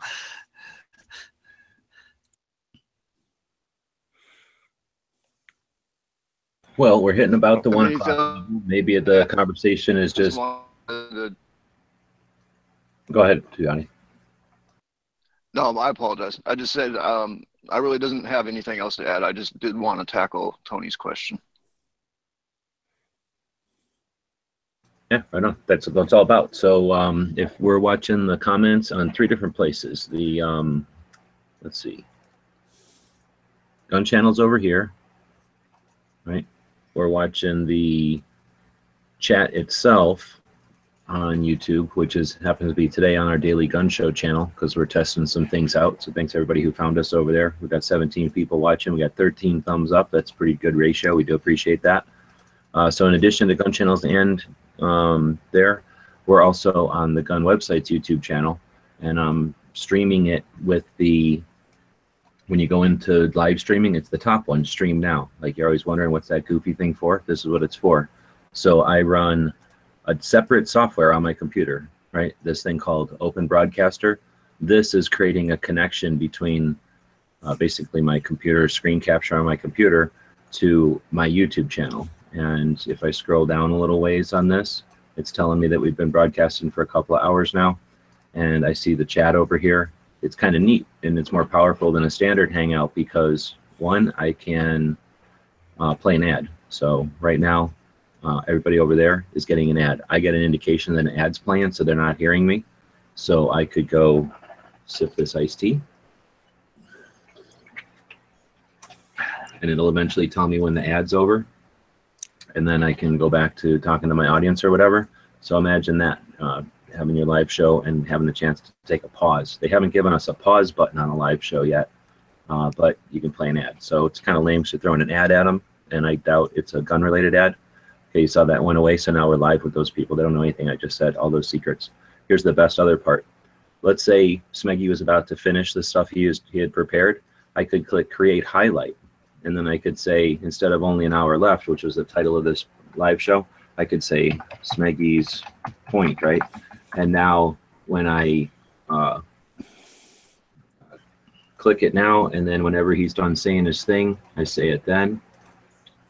You know, I guess it has to take a little more time. And then when you're done, or what do I have to do? Oh, I have to just click the thing. Anyway, when you can, it'll load as its own video. You can make it go public right away. Why isn't it? Okay, so it's going to go to now or to now. I just didn't see it showing up here.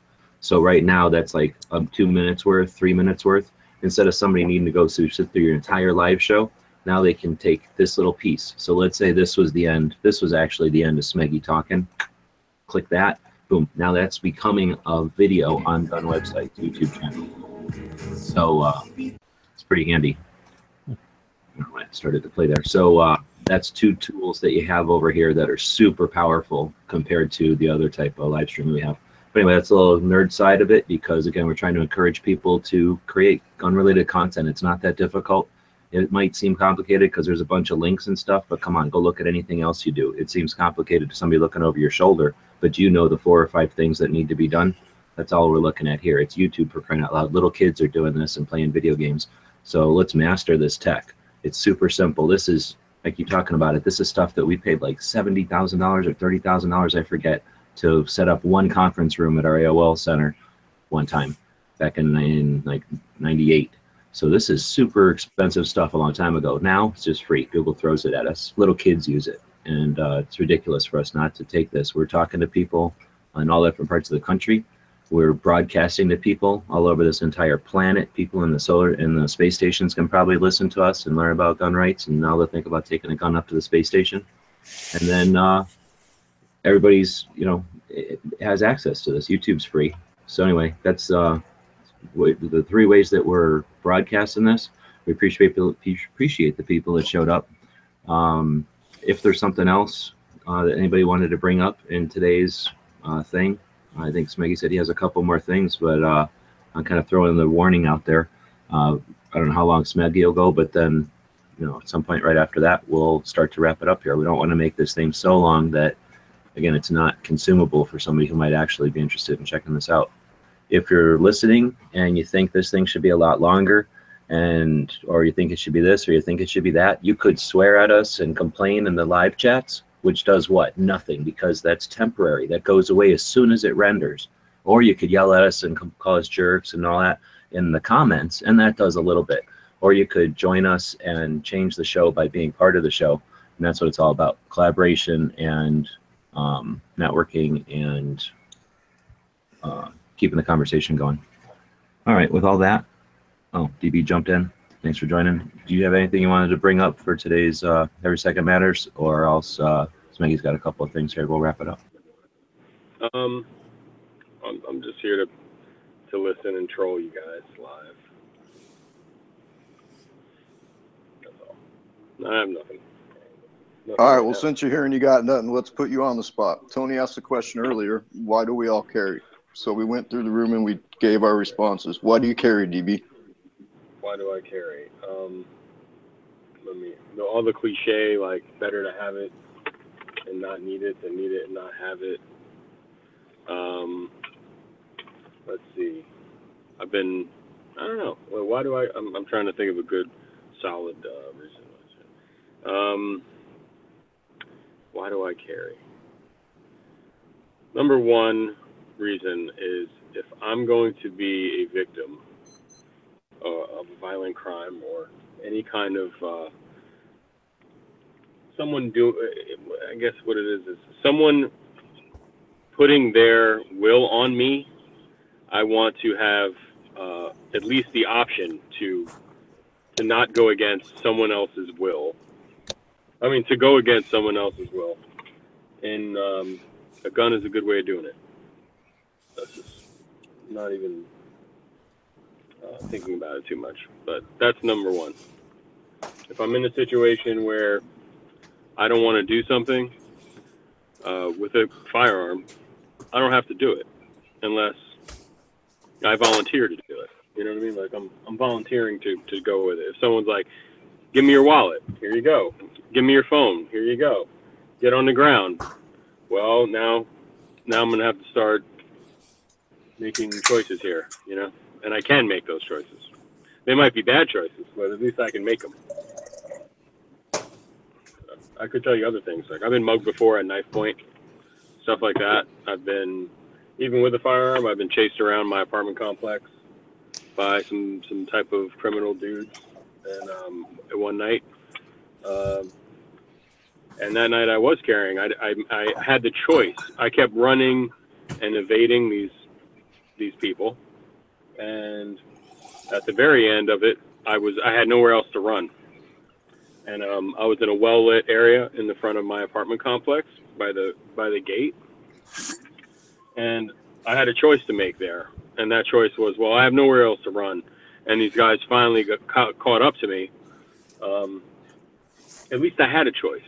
You know what I mean? Fortunately, they got back in their car, turned their headlights back on since they were following me around on foot in a car with their headlights off at night, and they decided to leave. But when you don't have that option, you're going along with the ride, man. You know what I mean? I don't know. Anyway, that's a long reason, I guess. Just gives you options.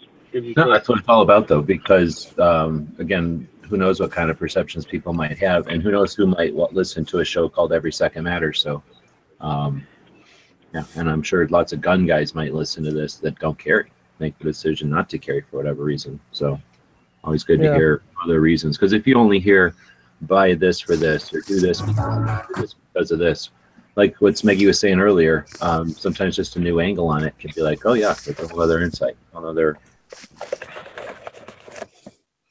Yeah, I don't know. Some people carry because it's cool, like they want to belong to a group. Some people like guns. Just same people, you know. Some people carry knives as some sort of form of male jewelry nowadays. I mean, it really is. You're carrying a $700 folding knife, you know, and it's cool. They have no plans at all of ever cutting anything with that knife.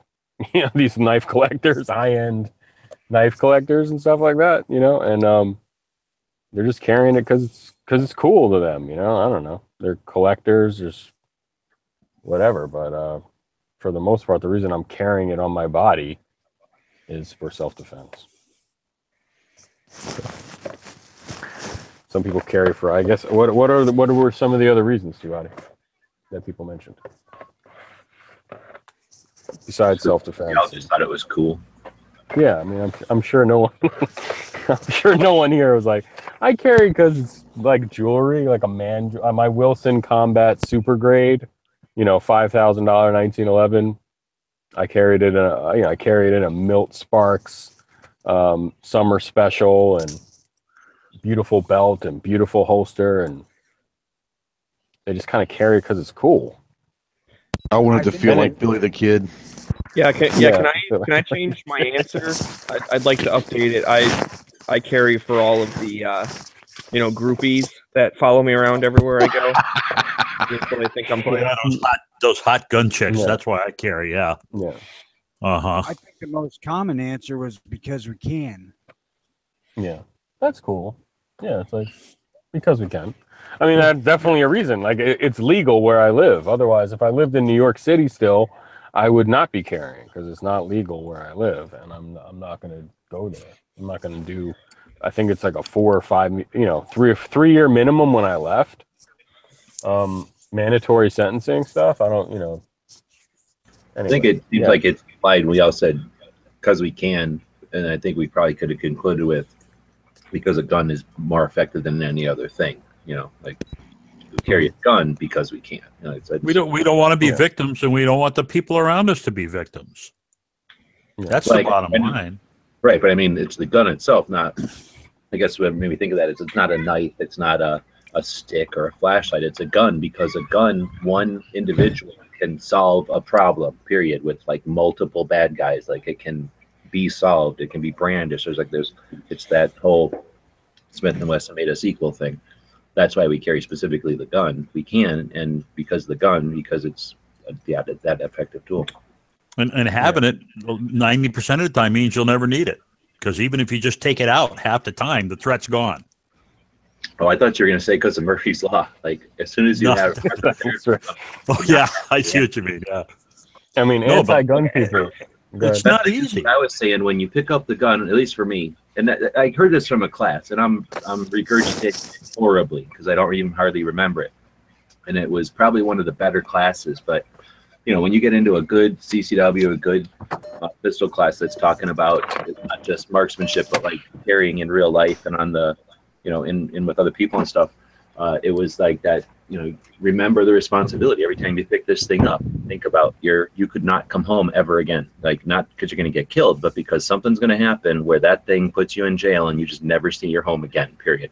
Like there's all kinds of things that can happen that are out of your control, but by you taking this choice and putting that thing in your pocket, and a good CCW class will make you think about the stuff that you don't like to think about.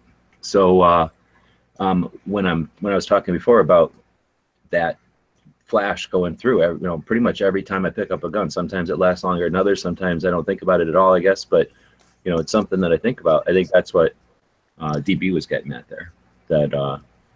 Wait, here's the other thing. I've been carrying, probably some people in here have been carrying longer than me. But let's say right now I'm about 9 years. And then it becomes like a habit. But then there are times where I'll be in a situation that looks pretty ugly. And I'll say to myself, like, wow, I'm very glad that I had it on me. You know what I mean? Type of deal. But there are times where I don't have it on me. And I'm like, oh man, this sucks. Like something bad could happen here. Like a crazy person, walked into a retail store and starts screaming and yelling and acting crazy. You know what I mean? And I'm just like, oh man, you have this feeling where if you've never had the right to carry, if you live in like Los Angeles or New York City, then you don't know what it's like to actually be in a situation and go, well, okay, I have options here, like other options besides being like, I'm a tough guy, I could beat up anybody, or just some of these people out there that they automatically think, well, you're sort of I'm going to say, you're a wussy because you are carrying. That's a wussy thing to do because a real man will handle it with his hands. There are definitely anti people out there that are, that I've seen the argument before. And I question that, I'm like, oh, whatever, you know what I'm saying? But when you've been carrying for a while and you don't, you skip a day or two, it feels weird, man. It's like leaving your house without your cell phone. I'm old enough to remember carrying like when a cell phone was new. And if you left the house with it, it wasn't such a big deal. But after like 20 years with a cell phone, it gets really weird. Like when you don't have it, you get a bad feeling. I was getting ready to say the exact same thing. Is now, I mean, you know, some people can tell when their cell phone's not in their pocket and all that. But yeah, you're exactly right. Second of all, are you building balloon animals or something? I'm sorry. I'm just messing with you. I'm sorry. I'm constructing some I can boxes. walk off and leave the cell phone, no problem. I don't give a shit about that thing, but I cannot leave without my gun. Yeah. It a long is time ago. Good. it is really, people don't understand how hard it is to carry, because especially where I am, there are so many places that are posted no firearms. There are it's just ridiculous up here in the Northeast. But where am I going to carry it? Is it comfortable? Is it going to display? I actually had a good friend of mine's kid on YouTube was giving me shit about carrying and all that stuff. And I started going through some of the, hey, this is the reason people have multiple carry guns. And this is the reason, it's not as easy as people think. And it was a real enlightening experience for me. We had a good conversation, but I went to give blood the other day. I still have the bruises and stuff. And I come up to the blood center where I always give blood, and there's a brand new big fat sign on there that says no concealed weapons. And I've always carried, because it wasn't prohibited. And if it's not prohibited, it's allowed. And I had to really think, now, am I going to turn around? Am I going to go ahead and give my donation? Am I going to come back? And because it's a good thing to do. But gee, I really have a problem with this no guns allowed while you're basically, strapped to a chair with two tubes running out of you for 2.5 hours. So I don't know. Can I say, this is one of the biggest problems I have with the when I hear us guys here tell people in Los Angeles or someone in New York City or someplace that they don't have the right to carry, don't leave, stay and fight. How many decades do you expect, because what this is to me is it's really important up on the list of rights. And to tell someone man, stay and fight or something don't be a pussy, don't leave, don't be a wussy, just stay and fight. And it's what, at some point that right is so basic and important, I feel, that to tell another person to stay in a situation where they can't do it ever, they just can't. They can never carry. That's not an option in Los Angeles and most counties. A lot of counties in urban California. It's just not going to happen. And the same in New Jersey, same in New York, right? If you can get one, great.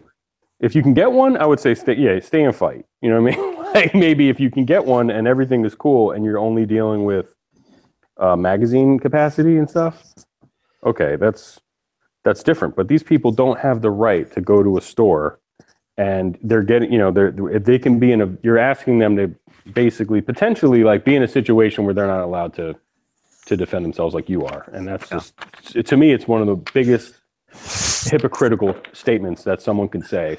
Someone from Texas telling a dude from California he's a wussy for leaving. It makes me nauseous. The analogy, that's my pedestal. The analogy I like to use, because I'm against that as well. It's like telling a woman she has to stay with an abusive husband and try to reform him. And for some people, maybe that'll work out, but for other people, if the abuse is bad enough, you just got to leave. So it's a very much a personal choice thing. So I'm a big believer in if you honestly believe that the right outweighs that the abuse you're getting on the right outweighs your ability to make the change, then if you decide to leave, you leave. It's good to fight the good fight if you can do it, but you don't go down on a sinking ship. And like I said, with an abusive husband, you don't wait till the guy kills you and then say, "Oh shit, you should have left." Well, you can't even, some of these places, there's literally no hope. I mean, for concealed carry, Los Angeles, New York City, these are the places where they started this in the 1700s, man. There's not no hope. It's a big Where's tough. there? This is not- this is a guy. I'm not trying to argue with you, but dude, it's been so. If you were how old? You would have been born before you could have carried. I mean, after. So your entire lifetime, if you grew up in Los Angeles, would have been you couldn't do it. So at what point in your lifetime, since it's been your entire life, do you just say, you know what, it's too late? Like I got to get out of here. You're gonna wait another lifetime, or your kid's lifetime? Like, you know, I'm just saying. I understand. There's always hope, but not in Los Angeles. There's not. Not in New York City. There's not. I really do. I hate to break it to you. Like you can wait another lifetime, 30 years. So I'm telling you, it's been hundreds of years that they've had these laws in place. Like you can Google it and find out some of the first laws on the books were in New York City about this stuff. So you're dealing with over 100 years. So I mean, and then with the even just the little dumb crap we're dealing with, it's already been 30 years in California with the magazine restrictions and stuff. So and then it just keeps getting worse and worse there. I think. I mean, am I wrong? Is California getting better and better in the last 30 years? It's getting worse and worse. Anyway, well, they got rid of their ban on ultra compact guns. That's correct. I'm just saying, there's always light at the end of the tunnel. And I hear you. Well, that's fantastic. You can't get a permit, dude. So that doesn't even matter. If you wait long enough, and it really comes to, I agree with Dees. It really depends on how long are you willing to wait to be able to exercise your right. And some people just aren't willing to wait it. So I'm on both sides of this one. I straddle the fence on this one because if you're like here I am in Connecticut, it's a bad state. It ain't one of the worst ones, but it is bad, but it's not one of the worst ones. And I put a lot of effort into Second Amendment organizations, and I put a lot of effort into working on campaigns of people that are more Second Amendment and gun friendly, and trying to get our friggin' governor out of office. Of course, now he's going to quit, so it's not a problem. But I put a lot of effort into that. But I can't wait to move out of the state. I'm only here because of family concerns, and right now my family concerns outweigh my irritatedness of not being able to exercise my rights in the way I believe I should do it. But it's a personal choice. You've got to make that personal choice. When is enough enough? And no one can decide that for you but you. Oh, and I agree. And I'm not even necessarily saying stay and fight, because you can fight from the outside too. Sure. And so I'm just was more commenting on the it's never going to happen thing. I'm just a little more optimistic than some. Yeah. There's no such thing as never. If never is more opinion. than your life.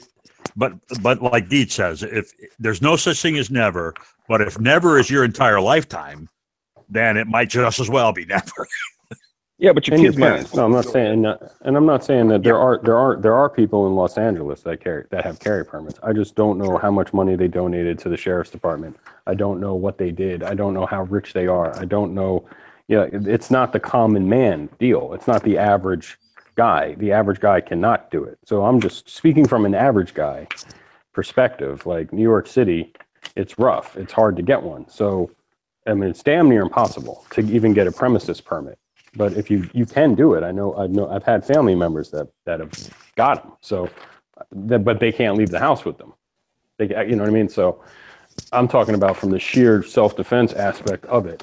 These people are denied this self-defense thing. I mean, it would be different if we were talking about golf or some other shit. You know, it's like, okay, I get it. Like, you know, stay and fight for your right to golf. You know, but for me, it's like if you're out with your family or something like that, and like, you know, something crazy happens, and you're like, damn, if I was trying to move or whatever it was, or I just wish those people had the right to defend themselves the way I do, and I'm just like one state away from like a place that doesn't have it. It's just weird, you know. It's just and the truth of the matter is, it's not California, it's SCOTUS, because California is abridging and infringing the constitutional right, or the constitutionally recognized right, because it's not granted by the Constitution. The whole bit is SCOTUS should be coming down on them and kicking their ass about what they're doing to the Second Amendment. And SCOTUS won't do it. And that's the real problem. So it's not even really, personally, I don't believe it's a state by state fight. I believe it's a SCOTUS fight, and SCOTUS needs to start telling these states that are restricting gun rights, hey, you can't do that, damn it. You're not allowed to infringe on rights that are recognized by the Constitution. I don't understand how the hell California got so screwed up and Illinois, by court decree, didn't. I mean, we got a reasonably decent concealed carry law, and it is shall issue. No, shouldn't even have those. You should not need a permit to exercise a constitutional right. But I'm like a real basic guy when it comes to that. And the bottom line is the Ninth Circuit Court, which represents which covers California, 85% of the appeals to the Supreme Court that the Supreme Court has taken have been rejected by the Supreme Court. 85% of the time that people said Ninth Circuit Court ruled badly, take it to the SCOTUS. SCOTUS said, yep, California, you're screwed up. You can't do that. Why do we still have a Ninth Circuit Court in California with those idiots? Why haven't they busted that court up and straightened it out? Ridiculous. And I tell you, I plant this firmly on the SCOTUS and also the President of the United States, who has the ability to redefine the areas that different circuit courts handle. But does he have the ability to relieve activist judges?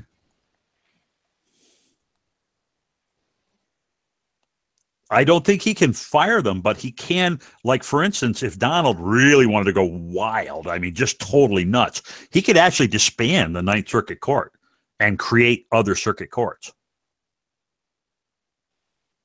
He could create new ones and say, well, California, you get the ninth, but all the other states get this other stuff. Or California, we're going to cut you in half, and half of you is going to be this circuit and another half is going to be that circuit. All of that stuff is there in the Constitution. He can do that if he really wanted to. And I don't understand with the horrible, horrible track record that the circuit court that covers California has. I don't understand why we still continue to allow the Ninth Circuit Court to make judgments that are obviously constitutionally flawed. It just doesn't make any sense to me at all. But that's my rant for today, and I'll be quiet now. Sorry. As far as Trump goes and being not really a lifelong politician, I think he does not think that broadly.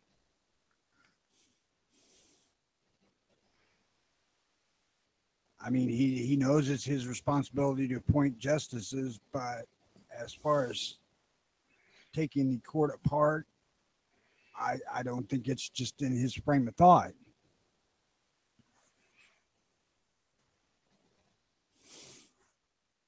Well, I agree. And I mean, let's face it, the president of the United States is busy. He's got a lot on his plate. All right, so I want to go ahead and finish up these last couple things I got here. Yes. So we're kind of shifting gears here. Basically, okay, we'll go over to Indiana. There is a bill that was passed and signed and all that stuff into law, and it's House Bill 1071. And basically what that allows is that someone who is a victim of domestic violence is allowed to carry while they're waiting for their carry permit to be approved. So it's almost like constitutional carry-ish, until they get the permit. And so anyways, what they were doing is they basically have started a study. The Joint Committee on Judiciary and Public Policy is doing a study on constitutional carry. And so they're looking at this small subset of, again, people that victims of domestic violence they're allowed to start carrying right away. And then they get their permit, and then they're just back to being regular permit carry holders. But what I think is positive about that is if they do a study that basically is going to show, in my opinion, I can't see the future, but I'm guessing they're not going to be doing a bunch of bad stuff with guns while they don't have a permit, you know? And so that will make a very strong case to say, why don't we just have constitutional carry for everybody? All right, I really like to see that with the victims of domestic violence, but I would like to see that go a step further and say victims of any type of violence. You know, you're being threatened, you've been assaulted, and you know you think it could happen again. I'd like to see that go just a little bit farther. But right. Well, it'd be even nicer if it just went to constitutional carry, because you never know when that's right. But pop up. But what was the bill number you said? I just closed the thing. It's, what did I say? 1071. We have a question, and G-Web's posted in the inner chat. Yeah, I was just ready to bring that up. Go for it. Dirty Harry asked, he says he lives in Italy and he's a firearms owner. To get permission to have a firearm, he had to pass a course, a shooting course with various weapons. And he wants to know if it's the same with us in the USA. Where I'm at, no, I have to have a state license. We call it a firearms owner's identification card, but there's no testing involved.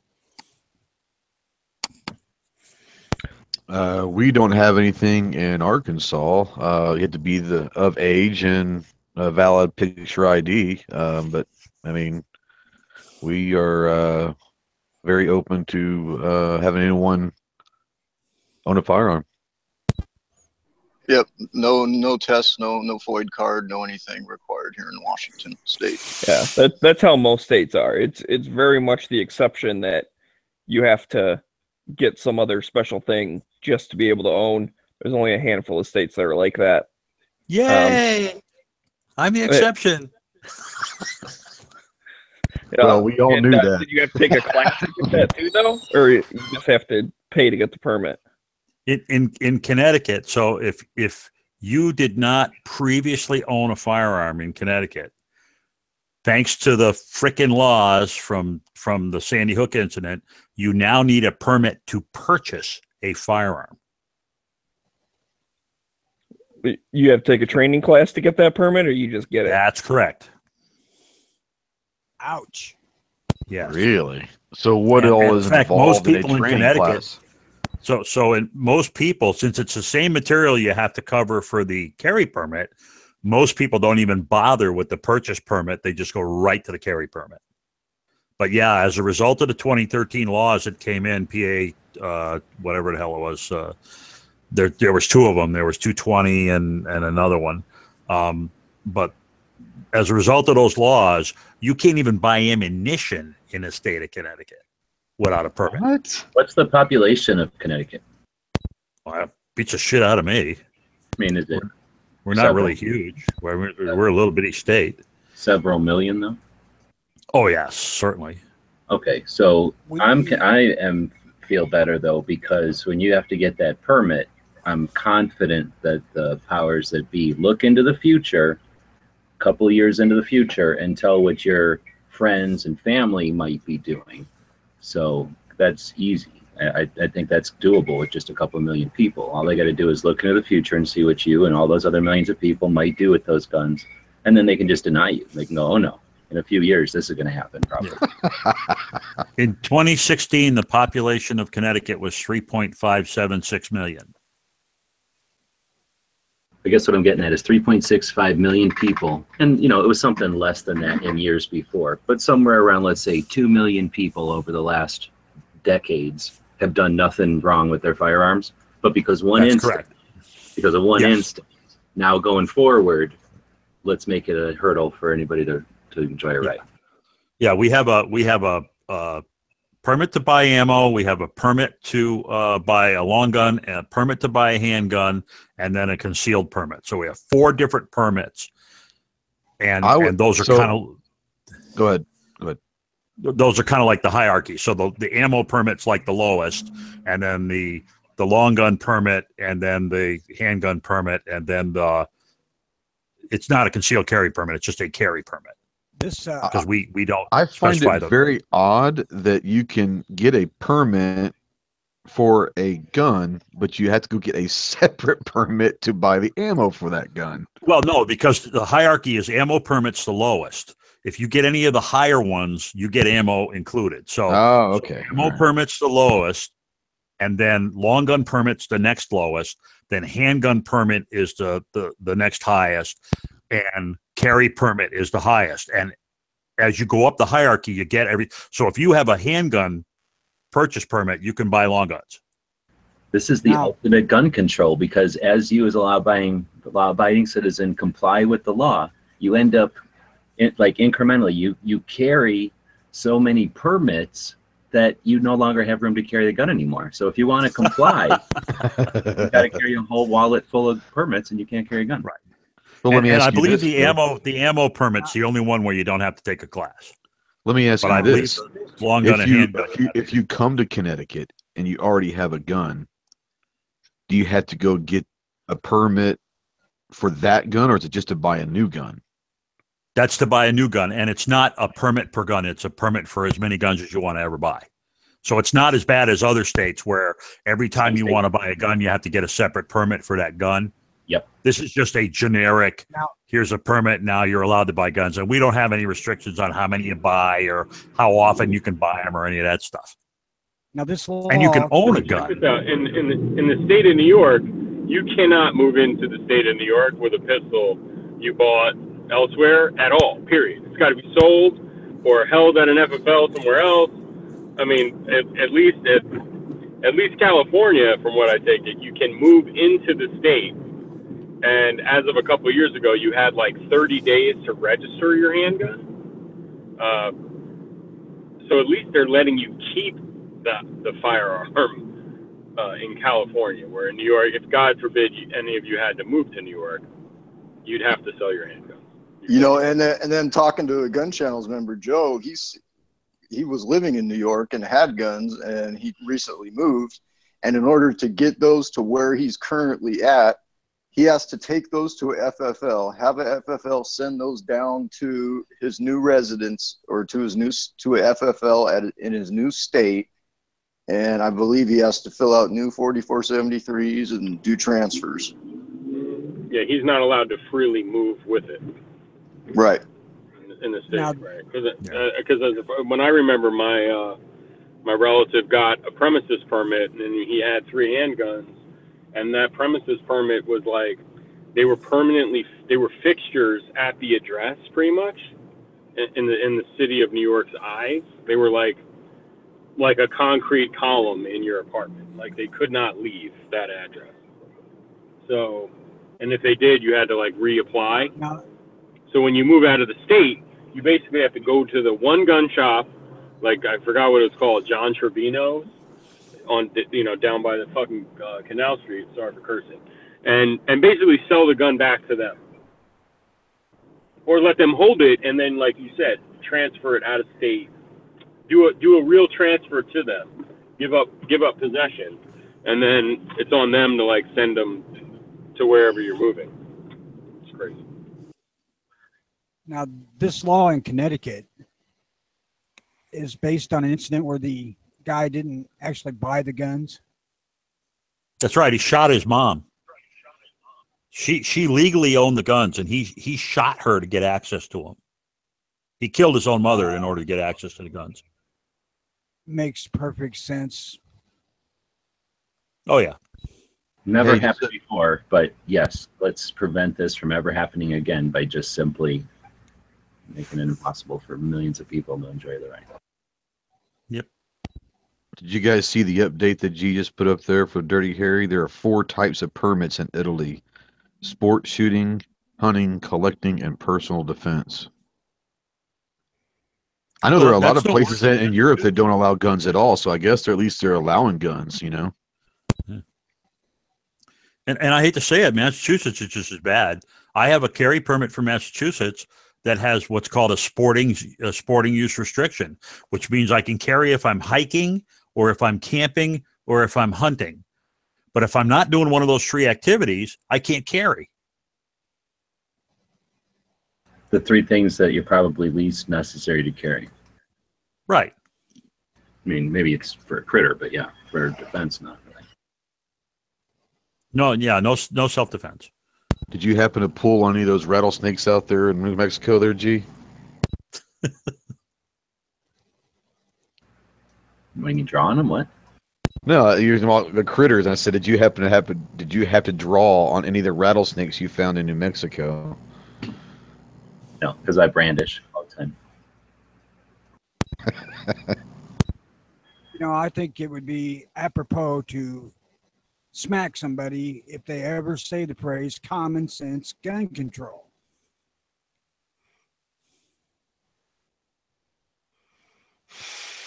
It's true. That's definitely engineered. There's obviously nothing common sense. It's based off of feelings, based off of ignorance. So common sense, what implies that it's common knowledge. It's commonly, everyone thinks the same way, and that's gun control is completely divisive. To me, common sense gun control is a good grip on your firearm. Well, so come on now. Let's not go too far here. If you've got a guy that's been adjudicated mentally defective, you are not going to sell that guy a firearm. But he has to be adjudicated.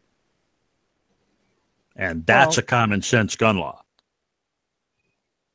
So no, that's just a law. Is there a similar thing for any other property?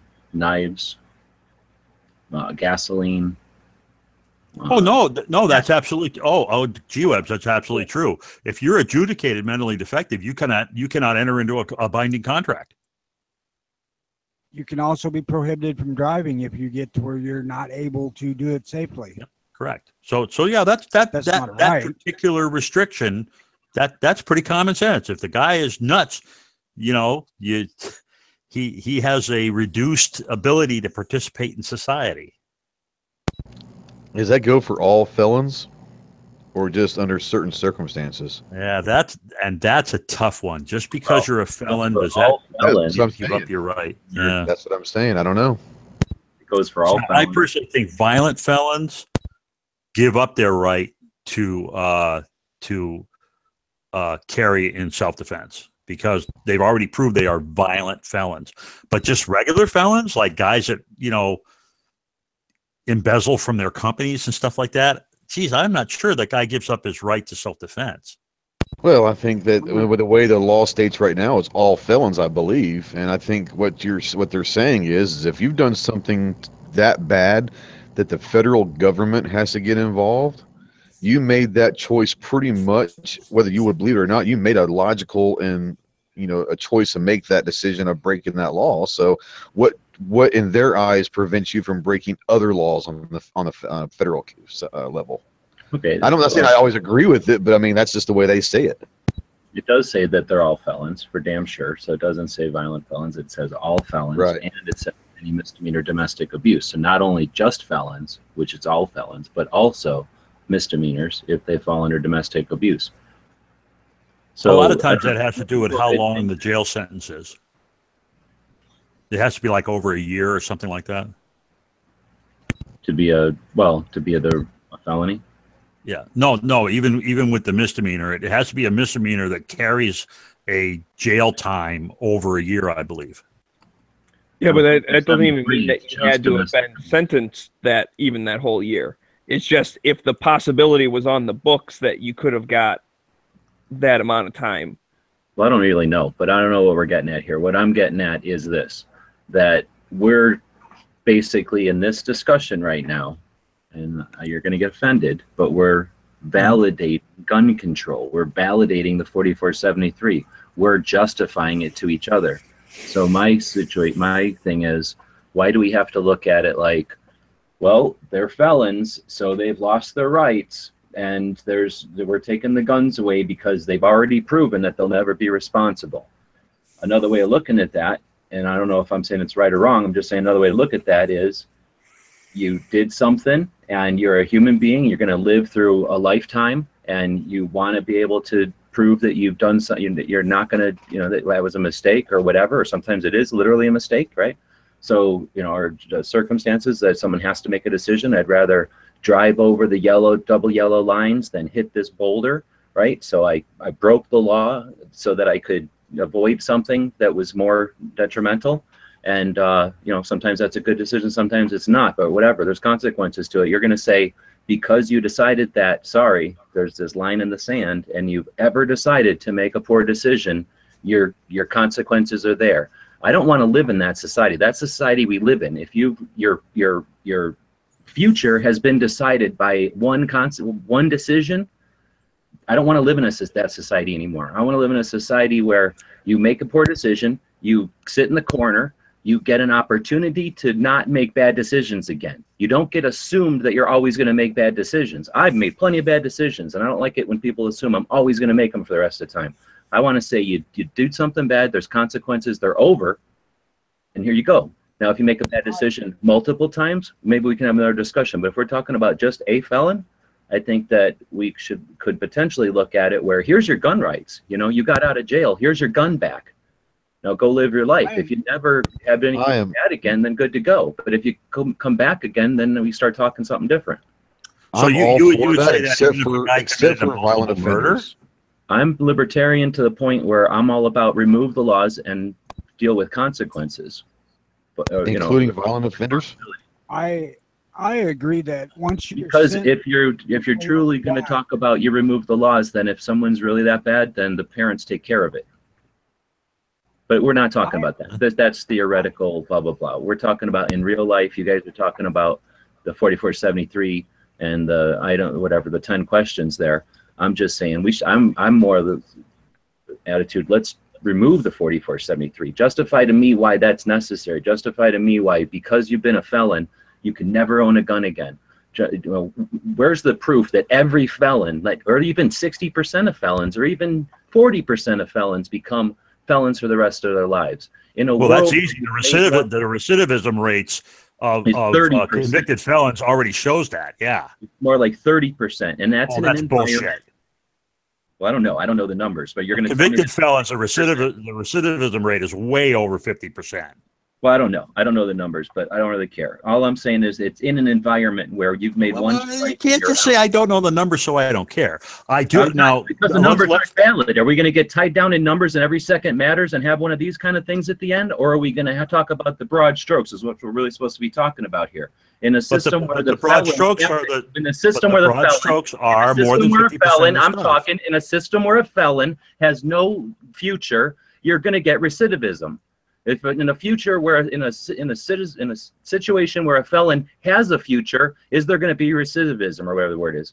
So that's my situation. I don't care what the actual numbers are, because that's all I was trying to get across, is that whatever the situation is, that felon has very little bright light at the end of the tunnel. So what's the reason to not be a felon is what I guess what I'm saying. So again, we're getting into off of every second matters here. We're talking about should people get guns if they're felons, and that I was saying that is justifying the 4473, and instead of having that conversation all the time, I'd talk about how perhaps we could talk about how to get rid of the 4473s in conversations instead of, I'm just repeating myself now. I'm trying to figure out how to get rid of laws, man. Well, no, but I mean, I see where you're coming from, and it does make some amount of sense to me. But if you didn't have a checklist to go through, so even with your example, so the guy's a felon, but we give him, he pays his dues, he gets his rights back, and then now it's the second time, right? And he gets locked up again. So where are we going to figure that out when he goes to the gun store when he gets out the second time? Don't you still need a form, which is like a checklist to say, hey, have you had your second strike? That's not for us to discuss here on this. Okay. Show but that's what I'm getting to. There is an alternative. There is an alternative, and that's an excellent point. So think about the post office and a wanted list. Is it easier for the government to say, these are the people who are felons? Or is it easier for the government to say, everybody who wants a gun, tell me your name? Think of the old wanted list. So when somebody tries to buy a gun, they look at a wanted list and they go, are you on this list? No. It would be easier to have a list of felons or violent felons, or just pick any which one would want to go with. The worst of the worst. Child molester. Yeah, violent, rapist, child molester, you know, murder, armed robbery, whatever. You have a list of those people that you know, if we got rid of it. But the gun shop would just call and see if you're on the list. Instead of calling for my grandma to see if she's on the list. Or like, just is this grandmother really good? Instead of just saying, well, we have a list of bad guys. But either way, it's still a list. You know what I mean? Like, it's still a checklist. Right, and either way, you still have to make the call. I'm definitely not in favor of it, but you did bring up a good point. That is there an alternative? Yes, there's an alternative. So there are alternatives out there. There's others too, but I think that here's my point, and I think this is still relevant. I started out with challenging you guys that what you're talking about, in my perception, is justifying the 4473, the 10 questions. You're debating amongst yourselves, you know, why the benefits of having, you know, felons not have guns. Instead, I'm saying we should challenge the 4473. Here's the thing. Don't take it to the conclusion that I'm going to suggest should be no laws. That is the conclusion of suggesting there should be no government infringement on on purchasing of firearms. But just because that's the direction doesn't mean that we have to follow it through to that destination. Anti-gunners don't think don't seriously think they're going to see no guns on the planet, but that's their destination, right? So what I'm suggesting is, by challenging the 4473, by making them be on the defensive, that's all we've mission accomplished. If we remove the 4473, or at least make them question it, awesome. Then that's a step backwards to them, and it's a step forwards for us. It's a step. Or how about modifying it and making it 3 questions? It's not up to us to have the perfect solution. All we have to do is say, justify this to us. Tell us why this is working, because we don't think it's working. We don't have to say, here's a better plan, or this is the way we think it should go. All we have to do is play their stupid game. Hey, we don't think this is working. Tell us why you should be able to infringe on us like this some more. And I guess that was my point, is I'm not trying to say, because what DB said is a good point, that I'm not trying to say there should be no laws, that there should be no determination on who should own a firearm. I don't want crazy people to have firearms. I don't want evil people to have firearms. I don't want the federal government to be the one involved in making that decision, but I don't necessarily think that it's up to us or any people who are making these conversations to necessarily have the better alternative. All we have to do is know that there are alternatives, and that if we can push the conversation into a different direction than the direction that the antis have been pushing it in, which is more and more and more, you know, pre-crime prevention, then, you know, maybe it's a different strategy. It's a different way to attack the situation. Instead of waiting for them to tell us what we need to do and us defending it, let's just challenge them for a bit and make them defend what they've already infringed on us. Well, and something that is a way to, you know, kind of challenge the 4473, which I've said for a long time. If this stuff is really just about background checks, and I've said this about the universal ones or whatever too, if it really is just about, I want to make sure you're not a bad guy. You're not a bad guy, you get the thing. Why the heck are we writing down the serial number of the gun that you just bought? That has nothing to do if you're a bad guy or not. It's just a way to keep track of what you have.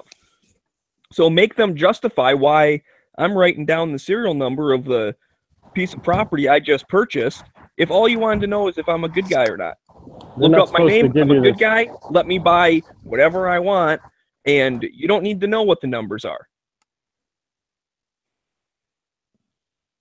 I thought they're not supposed to record the numbers.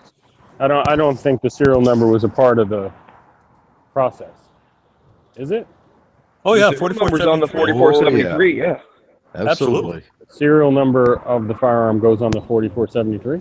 Yeah, because when they do a gun trace, they call up the gun store and say, "Hey, I'm looking for number 5926." They look it up, say, "Oh, John Smith bought it. Here's his address." And then they go see him, and he says, "Oh, I sold it to this person." And they go see that person, and that's how they track it down. Well, and, Like, and, gun, and a lot manufacturer, of gun distributor, stores, store, and a lot of gun purchaser. stores will do that, but they'll do that only if the police come to them with a warrant. Well, they also. Oh, for sure. Yeah, they I know. also It's when they're investigating something. My point is that is a step in the tracking system. Hold on. Is the gun store knows who they sold it to and exactly which gun it is. And they have And to my keep point those is, records for the whole like 10 reason years or is- something. When you're talking about referencing a 4473, the police cannot look at it. They would need some kind of warrant, but they can't look at it. The ATF doesn't need anything. They can call, they're a licensee. They're in business at the discretion of the ATF. And one of their stipulations is anytime we need this information, you give it to us within 24 hours, you don't have a license anymore. So they make a phone call to the FFL, the shop. Whoever answers the phone either hands it to the guy who does the search or says, I'll get them to call you right back. Like, they make contact. Every shop I've been in, they pretty much hand it to the guy who does the search. He either takes the phone into the room where they have to keep the files, or he writes down the information and puts the phone down. But oftentimes they're on the phone while they do it. Sometimes they'll call them back depending how busy or how they keep the records. But it's an obligation of the FFL, and it's not any business of local law enforcement. It's an ATF thing. Yeah, and how long? Right, How but long the are they local law required to keep enforcement those calls files? up the ATF and tells them to do it, right? I mean, that's where they put the gun trace in. No idea. I've never seen local law enforcement come into a shop and ask about a gun. It's not ever a thing I've ever seen. No. What I'm saying is the local law enforcement calls the ATF and says, "Hey, go check on this for me." And then that's where the process I've never goes. asked a cop, and I don't know enough ATF people, so that's a question I don't know the answer to that one. Okay. Do they Either write it way, on the I form, only or do brought they that up to staple? prove Do that they the serial numbers on the do they form. do they staple the receipt to it, or do they write the serial number on? So Because you're when I talking fill it out, I don't see I don't see my serial number on that form at all. So next time you buy a gun with a 4473, you're going to fill out, and it changes every once in a while, but you're going to fill out the front page and then your signature and a date on the back side of that page. The rest of that back side It gets filled out by them. It's information. Okay, yeah. Driver's That's when they license put in number. the firearm. It's going to be your driver's license number and then the NICS code that they get when they call NICS. Now the third page, so the front page that you fill out, the back of that page, now the third page is where the firearm is listed by the same information that they put in their bound book. And then it'll have the information about which person at the store sold it, and then the date. So that's where your serial number is, and that's the same exact information that's in the bound book. So whatever. So maybe I guess I'm confused because they do not give the serial number to anybody unless the gun is unless the ATF calls them and say this gun was used in a bank robbery or something like that. The ATF doesn't have to justify anything. The ATF makes a phone call and the gun shop tells them the numbers. Okay, but I'm saying in general, when they call up to see if you're good to go on a background check, they do not share the serial number. They don't tell them the serial number. Correct. When Right. they Recruit it for future use. When you're Okay, talking about that's the for future FBI, the people that you call on the phone or that the internet now goes to, that's the FBI. They're tasked with doing that. And you're right. There's no information about the gun other than if it's a rifle or handgun, long gun, or other. So that's the only information they know about the gun. Now, if you bought, let's say, 10 guns, you would just say both, or you would just say rifle. You don't have to say 10 rifles. You don't have to say one rifle. You just say rifle. So the ATF is doing a background check on the individual, not the firearm. That's actually pretty important, something we can talk about, because if you think about the NFA, that's federally the other way around. The individual is not regulated. It's the firearm that's regulated, and your name happens to be listed there. So it's kind of interesting that the NICS is a way to do a background check on the person, when really that was the ultimate goal, is to never ever have a person, being listed or associated with guns. In other legislation, they've made points to prohibit that, stop that. But the stupid Brady bill weaseled its way in there. One of the reasons I think we should remove it, it's a definite slippery slope. It's obviously being used successfully in states to get universal background checks. We have 3 states, Nevada being a pretty pro-gun state, that all have universal background checks, and it's all thanks to the stupid 4473 and the perceived safety that it brings. We should be challenging the shit out of that, because if we can keep what we've got now, a decrease in crime and a decrease in accidents to historic levels, and remove the 4473, there's almost no justification for any kind of federal gun control, because that's the one thing that they could probably continue to look at and say, oh, there's low crime and there's low whatever. That's because there's fewer guns, and that's because the NICS check works. And they're able to say that here's the thing, they're so two-sided. They won't recognize that the concept of the individual being able to carry an implement of lethal force, right? Just that alone stops a criminal from being a criminal. But on the other side, they're going to adamantly defend the fact that the 4473 being in place is going to prevent criminals from even being criminals, because they're going to have this barrier to entry. So they're so two-faced. I think we should be challenging the 4473s, not because my ultimate goal is no laws, but because it's a barrier, it's a boundary, and we need to be pushing on boundaries, and that boundary has very little support. And because they use it as a fulcrum for most of their defense of the fact that there's almost no crime and no firearms accidents, that we have fewer people hurt with rifles than we have fall down and hurt them, and die, then fall on skateboards, baseball bats, or more people die from baseball bats than rifles. That's difficult to justify fear of guns. So they need to have these systems in place, like a 4473, this perceived safety that the federal government is offering. If we can challenge that and falter it, make people at least scrutinize it, I think we have a potential way to not only make Bloomberg spend money on defense, but give us on the pro-gun side something to push on. We are eager to act, and without something to defend against, we get itchy and we fight amongst ourselves. So I think having projects where we're pushing gives us something to exercise our muscles against, and why not punch on Bloomberg instead of each other? Yeah, I And agree Kamala with all of Harris. that. There's a bunch of them, but yeah, I get it. Yep. Yeah, I definitely agree, G-Webs. We've talked about it in a couple other Every Second Matters this year. This is the time to go offensive. This is the time to take steps forward. So worst case scenario, a bunch of bad anti-gunners get back in office, and all they can do is regain the ground that we gained. Then they have to fight just to get back to where they're at right now. And that's money, that's resources, and it's tying up. The way Bloomberg works is he'll roll into town and say, I want universal background checks. So let's look at a town like Seattle. How many marketing firms exist in Seattle? Or even the state of Washington. How many marketing firms really exist in Washington? 6? All right, let's hire all of them. Here's the word. We need gun control, or universal background checks in this case. Go sell that to the people. He's paying people that get paid millions of dollars to influence people to buy Pepsi instead of Coke. So of course he's going to win. Now the the pro-gun owners' rights, right? That's us. We come along and go, wow, if we had a bunch of money, we could hire one of the marketing firms. Oh, he's already hired them all, right? So we can't even hire the marketing firms. So yeah, if he's got to spend all that money just to defend the 4473s, then that means he's taken that same resource that he's got, because he has the whole resource over there. He has the whole pool. He now has only half the pool to use to try to get universal background checks. So there's like a strategic reason. It's removing his resources, and he's just one guy. And if we can cripple him by dividing his resources up, then he doesn't have the ability to put them all behind all his resources, his money behind one thing like he's done. And without that momentum, without him paying a bunch of people to act like they're in support, the anti-gunners don't give a shit. They don't. 99% of them aren't anti-gun. They just like to go hang out, or they're hanging out where their girlfriend is going this weekend, and she's anti-gun this weekend. So without him pushing that stuff, those people aren't getting off their butts and becoming big crowds of people that care. He's paying all those people. So I think there's lots of advantage to us pushing so that he has to defend and divide his resources. And there definitely is. And people don't realize that. People think, we have the next 3 years or 4.5 years of Trump's term to get this stuff done. But no, I mean, in all reality, we do not. We have another 12 months, maybe, while we still have the majority to start pushing this shit.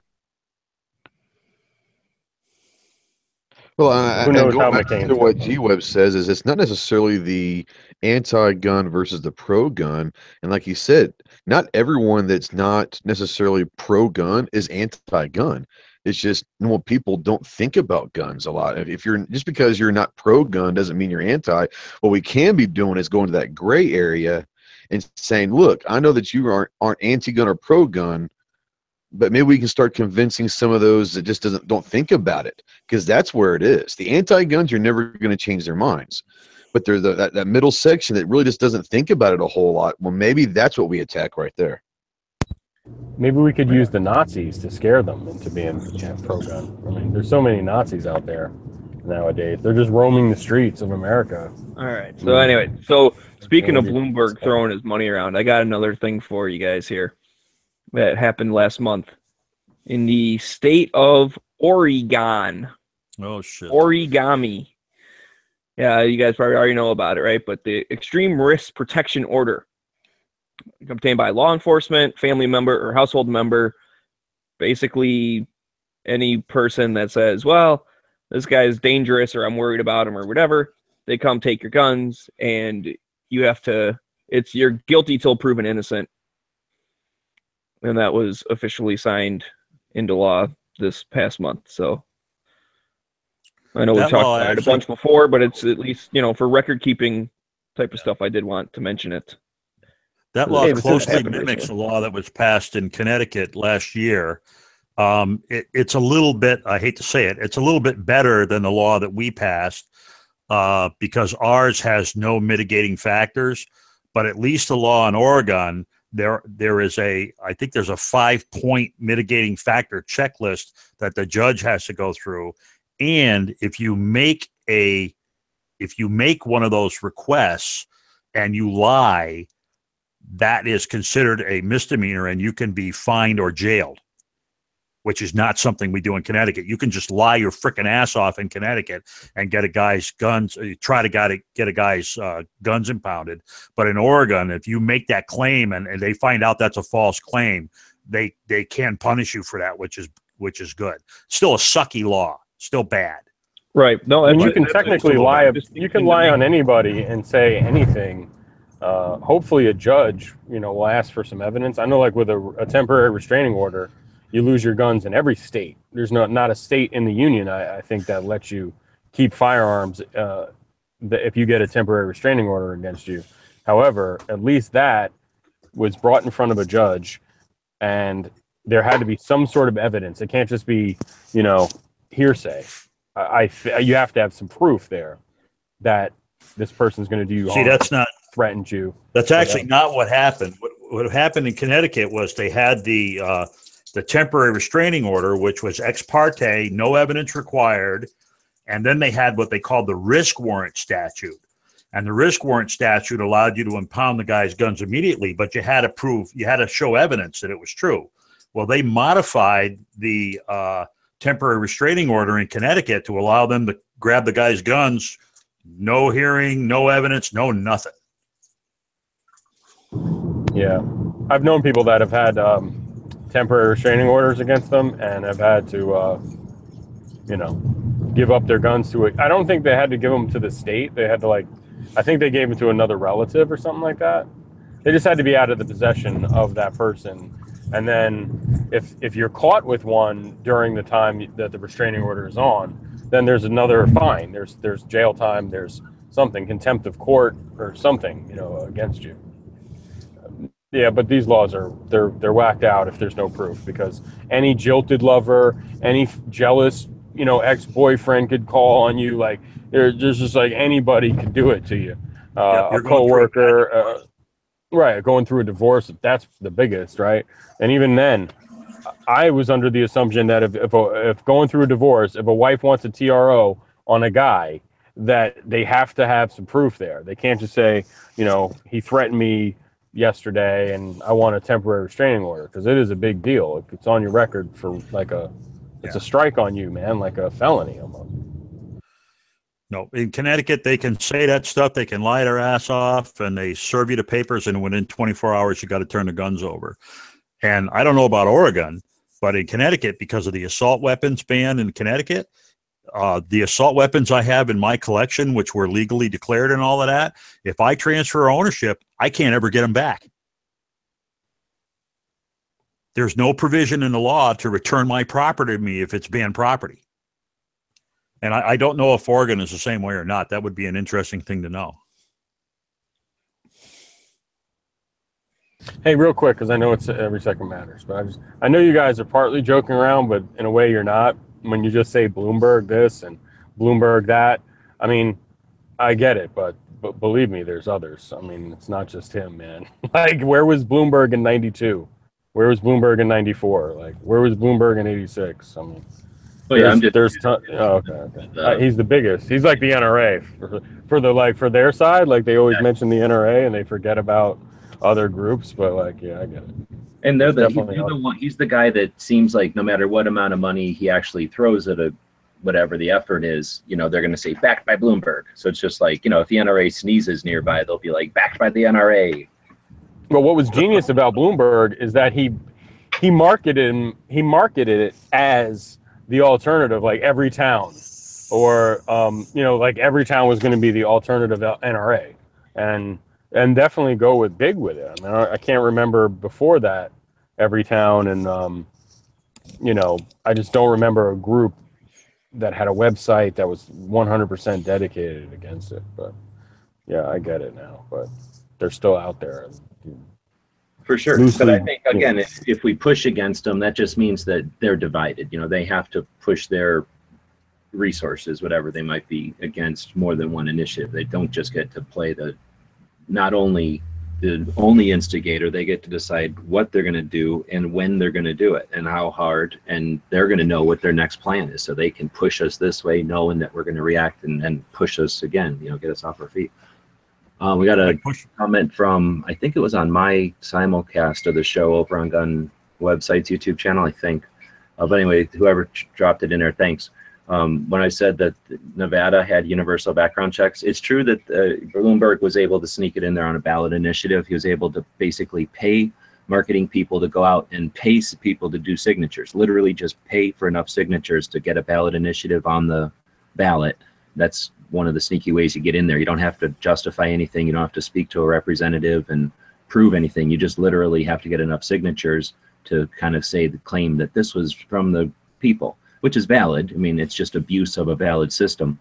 Anyway, it's the way that he used it in Washington and Oregon, so he used it successfully in Nevada, but I don't want to leave it there because that's, you know, fake. So thanks for dropping that link. It looks like I knew that the Attorney General had blocked it, but I had understood that to mean it was, you know, until you fix it, it won't go through, but it looks like it was denied. So even though it was passed, they do not have universal background checks in Nevada, so that's good to hear, and I want to make sure I corrected that. Yeah, I agree with your comment on. Sorry, I agree with your comment on Bloomberg, though. The trick with that guy is to keep at him on multiple fronts, which is how we beat Germany. You know, you gotta make him divide his resources and you know, split them up. Yeah, I'm sure he'd be embarrassed of like the actual membership of Everytown and versus. I'm embarrassed of the NRA, our numbers, our membership numbers. But well, and that's I can't even imagine what theirs would be. I just read an article the other day that was like an I think it was from Everytown. It might have been Moms, I don't remember. But it was actually like a gun violence victim that they were, you know, putting up on stage in front of everybody, like as like, look at this person, blah, and they were all for it. They actually agreed with gun control and stuff. Like that's, but basically what they said was this is not like grassroots. Like that's what they thought it was going to be.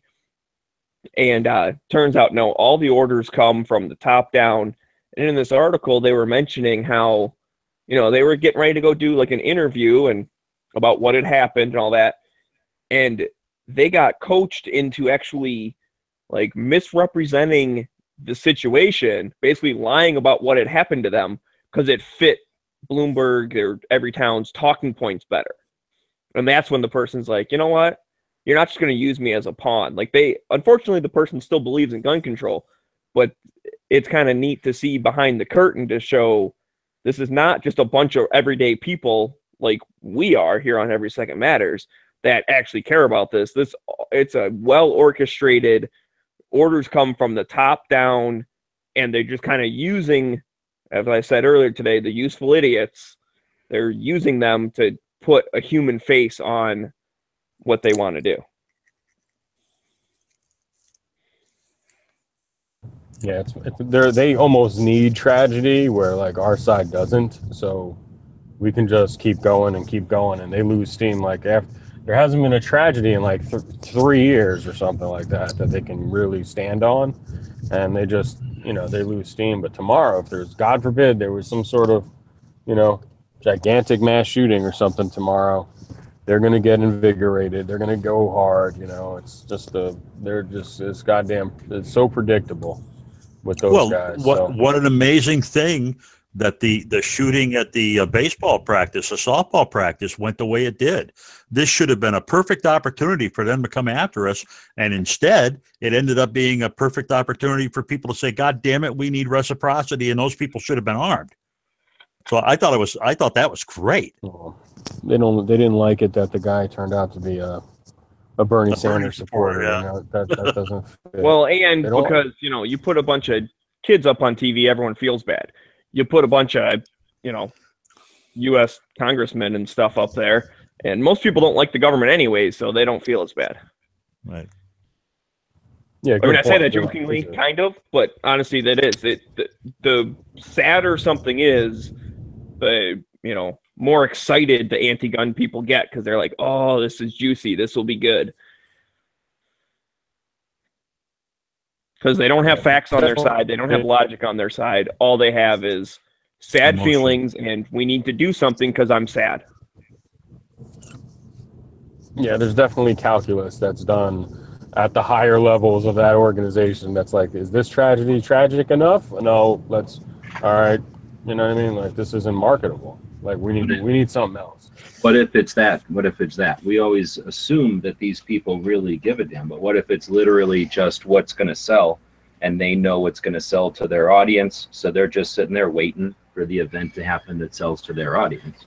So it's not that it plays into their overall agenda, fine, but maybe they're not so much passionate about if they ever win because they're profiting, just like a lot of people claim the gun owners' rights groups do, from the fight, right? So as long as they keep the fight going, it's great. So all they got to do is wait for the marketable situation and then send out their flyers. That way they're not wasting a bunch of money sending out flyers like the NRA about the freaking U.S. arms treaty or the NATO weapons treaty or whatever it is. I was listening to a podcast the other day, and they were talking about kidnappings. And the host, it was Joe Rogan, but he could not believe the number that the guest was saying. He's like, did you know every year in America, like 300,000 kids are kidnapped in America? Like, and they're Googling it and they're coming up with the number. And I swear the number of, I think it was kids that were kidnapped, but not by like their parent, because that probably happens all the time. Like, dad kidnaps kid, mom kidnaps kid, and it counts. I think it was like 80,000 kids a year are kidnapped and not found. Like, it was an astronomical number. And meanwhile, these people are like obsessing, and I'm not saying it's bad, worse, or whatever, like good, bad, what's worse, they're both horrible, but there's like 7,000 firearms deaths a year that aren't caused by suicide or justified like shootings. There's like, or accidents. Like there's actually, I think it's a really small number of people who die every year from firearms. Like it's in the thousands. It's not in the tens of thousands. Oh, yeah. It's not in the 20s, under 30s, 40s. Yeah, it's such a small number. And then we look at crime statistics that the FBI has and stuff, and they're like, man, we think about 500,000 times a year firearms are used to save somebody, right? That's on the low end of the numbers that they have. Okay? So we're dealing with like a few thousand deaths a year. Meanwhile, there's like 80,000 kids or something get kidnapped a year. Like, it's just strange, like how people get hung up on that's their cause, man. That's their thing. But I've never heard of like the anti-kidnapping, and where Bloomberg's anti-kidnapping. That's a great point though, because they can be shamed, like you say. That's just their cause du jour or whatever. I like puppies, so I am in this group.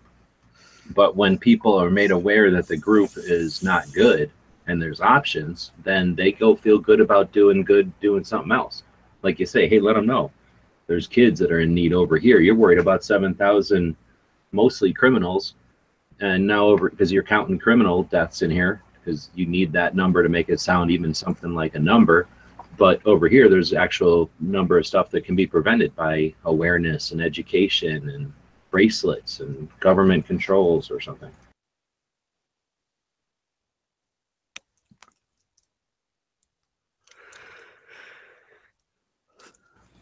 Right, government. Did Jimmy fall asleep or what? He gets a patch. He gets a badge, doesn't he?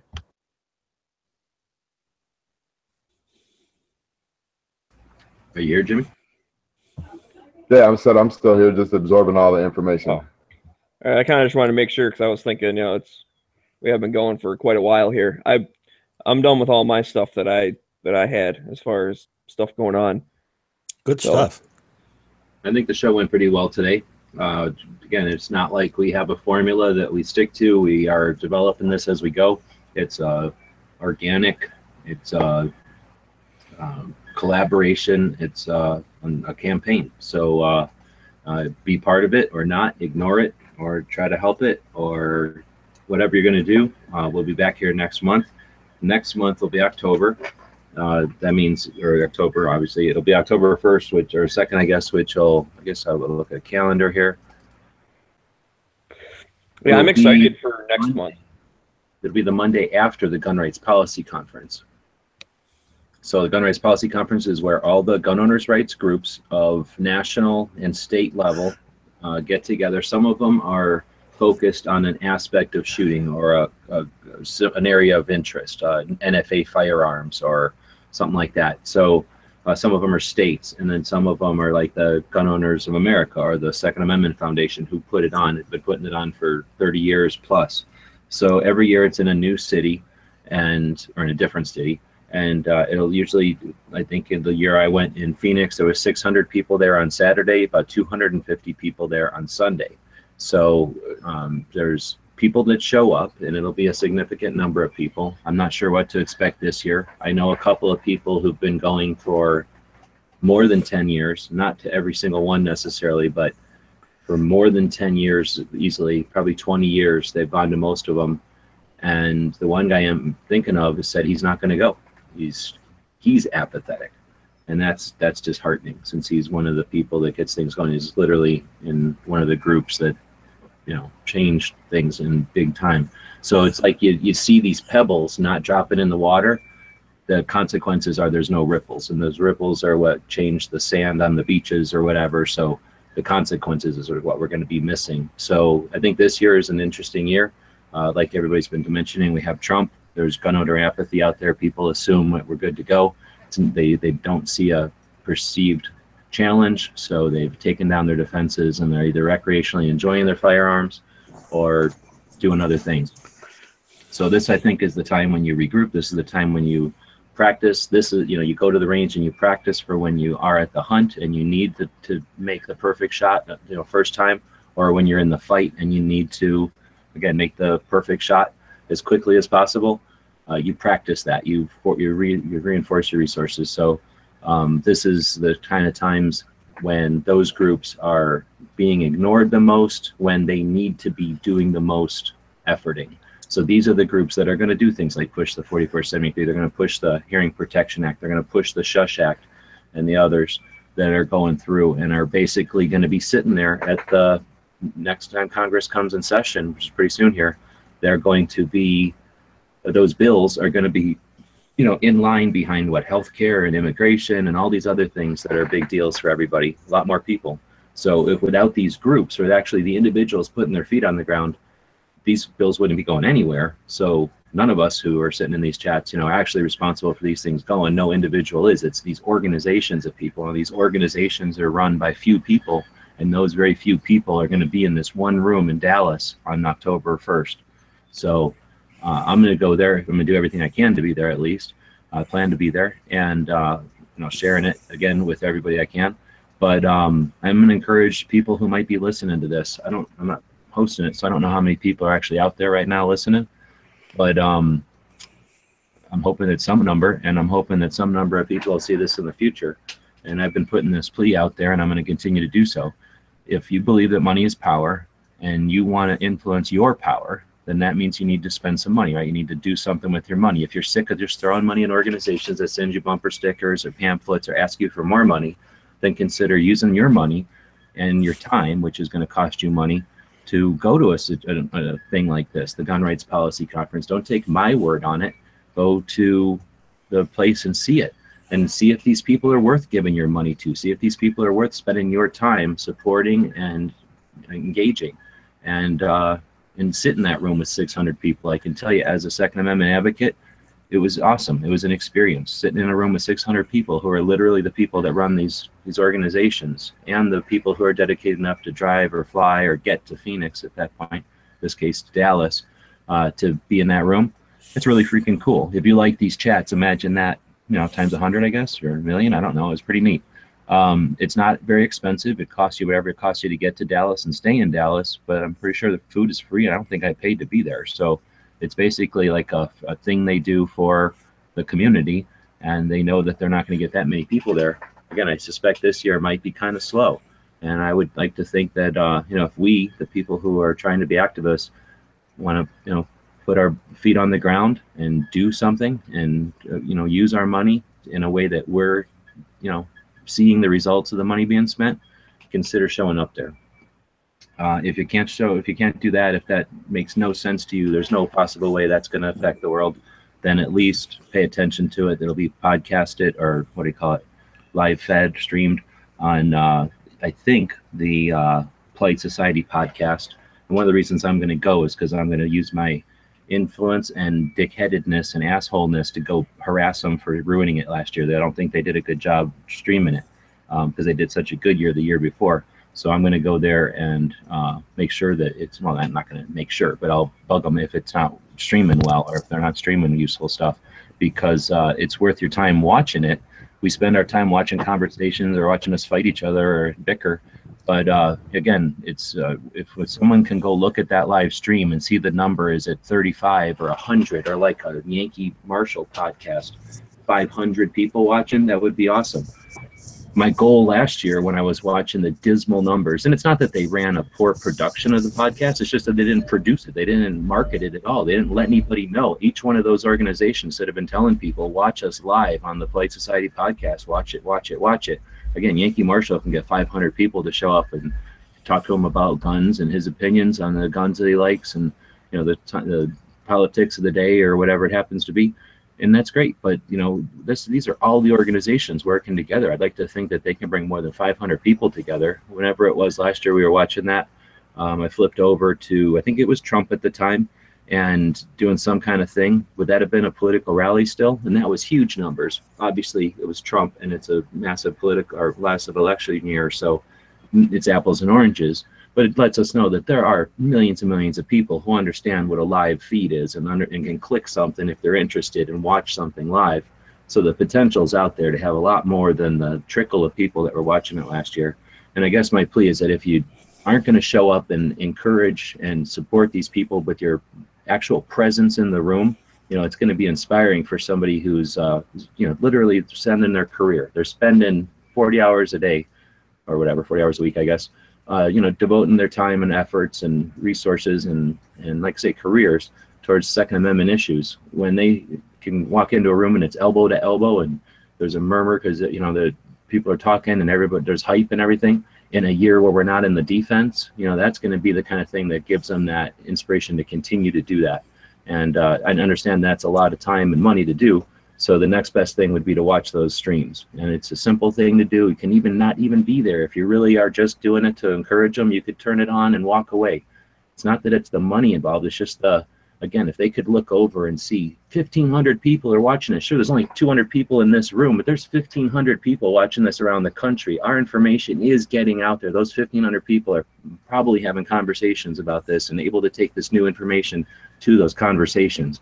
So I'd encourage you to think about that. If you're watching this show, I hope I'm talking to people who would consider it. And then lastly, I'll be there trying to talk to people and try to get them in on interviews. Unfortunately, because this is a grassroots thing and it's not polished and it's definitely rough, the couple of times we've had people in, it might have been a bit abrasive for them. So there's nothing we can do about that unless somebody wants to stand up and put down a bunch of rules and everybody agrees to do them. I think what we might have here is something that isn't conducive to those guys joining in. But on the other hand, they're getting more and more familiar with live feeds. Years ago, when they came to Phoenix, I was already doing live stuff. I was, more than proficient with it, doing it on a daily basis, and they just didn't even understand hardly what the internet, what possibilities were. I mean, they all used the internet; they weren't stupid, but the full possibilities, they just don't live their lives playing with and building internet. So they weren't yet at a place where they were doing this kind of stuff. But now I've seen a lot of these guys over the last couple of years on Hangouts. They understand what this is. So it's possible. And we've had some of them in here, some of the authors and stuff. So I'm hoping to, at least shake hands with them, give them my number and my, my contact again, so that in future shows we can try to have them on. So that would be the goal, so that we can try to get more good information out there. Otherwise, we'll be here on the 2nd, which I guess is a Monday next month. Anybody that wants to participate and contribute to the project, you can head over to everysecondmatters.com, and we walked through it a little bit earlier on the show. You can, it's really there to promote the organizations, the groups that are out there fighting for gun owners' rights. So browse through the list. Feel free to use them. The list is there just a link to their websites. It's not doing anything more than referencing their websites. It's like a Google for gun owners' rights groups. Once you find them, join the ones that you think are doing good work. And then if you see that we're missing one that's in your area or that you're familiar with or you're a member of, then feel free to log in to Every Second Matters. There's no cost to join it or anything. And then there's a button there that'll say add the group, and then add it, so that other people can then find out about it. And there's some other reasons to do it. When they have a site like Every Second Matters that gets a bit of traffic and it's existed for a while, it has a certain status on the internet. When you link to your local gun owners' rights group, you're helping that group out, you're helping Every Second Matters out, because we're creating these links between the websites, and that's really how the internet decides which websites are most useful in a search result. And that's what brings eyeballs to your website. And that's what's important for these groups. When somebody types in Gun Control Ohio, we don't want them to see a news story from the Tribune. We want them to see the Ohio Buckeye Gun Organization, or whatever it's called. So creating these links and stuff is helpful for the individuals like us who go to the Every Second Matters website and look around on it. But it's also helping out that website by creating those links, those anchors to other valid websites out there. So I encourage you to do that for your local organizations on Facebook, on YouTube, on other websites like Every Second Matters that might have lists of nonprofits or gun owners' rights groups. So if you're out browsing the web and you notice here's a website with a whole group of similar websites, but it doesn't have my state's website, find the contact us page on that, or on that website, and let them know, hey, there's a website here in my state. Maybe send them a link to it so that they can more easily add it to their list. But you're helping out your website when you do stuff like that. Anyway, so anybody who wants to participate, feel free to do it that way. If you'd like to jump into one of the chats, join us over on Gun Channels, and we throw the link out over there because it's just a place we can drop the link where we know people can jump in. We'll run it on one of the YouTube channels next month. If you're interested in hosting the Every Second Matters show, let somebody know. Let myself, Jimmy, Smeggy, somebody, a moderator, anybody you see in the chat here, we can all just get amongst ourselves. As long as somebody knows you're interested in hosting the chat, then that's where we all go to enjoy the chat. It's part of the concept there is if you're a channel creating content and you're looking for audience, jump in and host in Every Second Matters.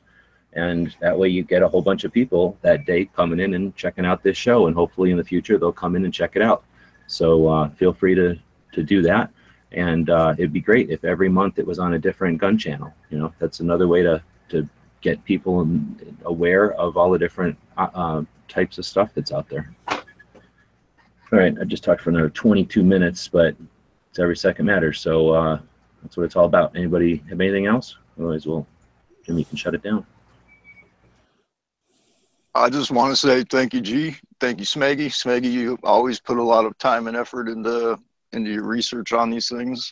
Thanks to everybody who hopped in here, and most definitely thanks to our audience out there who's participating and helping us get through the show.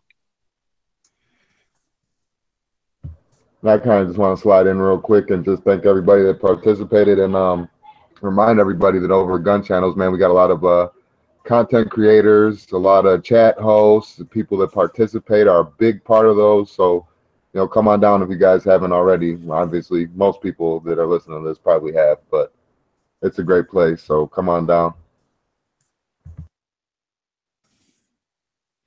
And I just want to add, shall not be infringed. Those words mean something.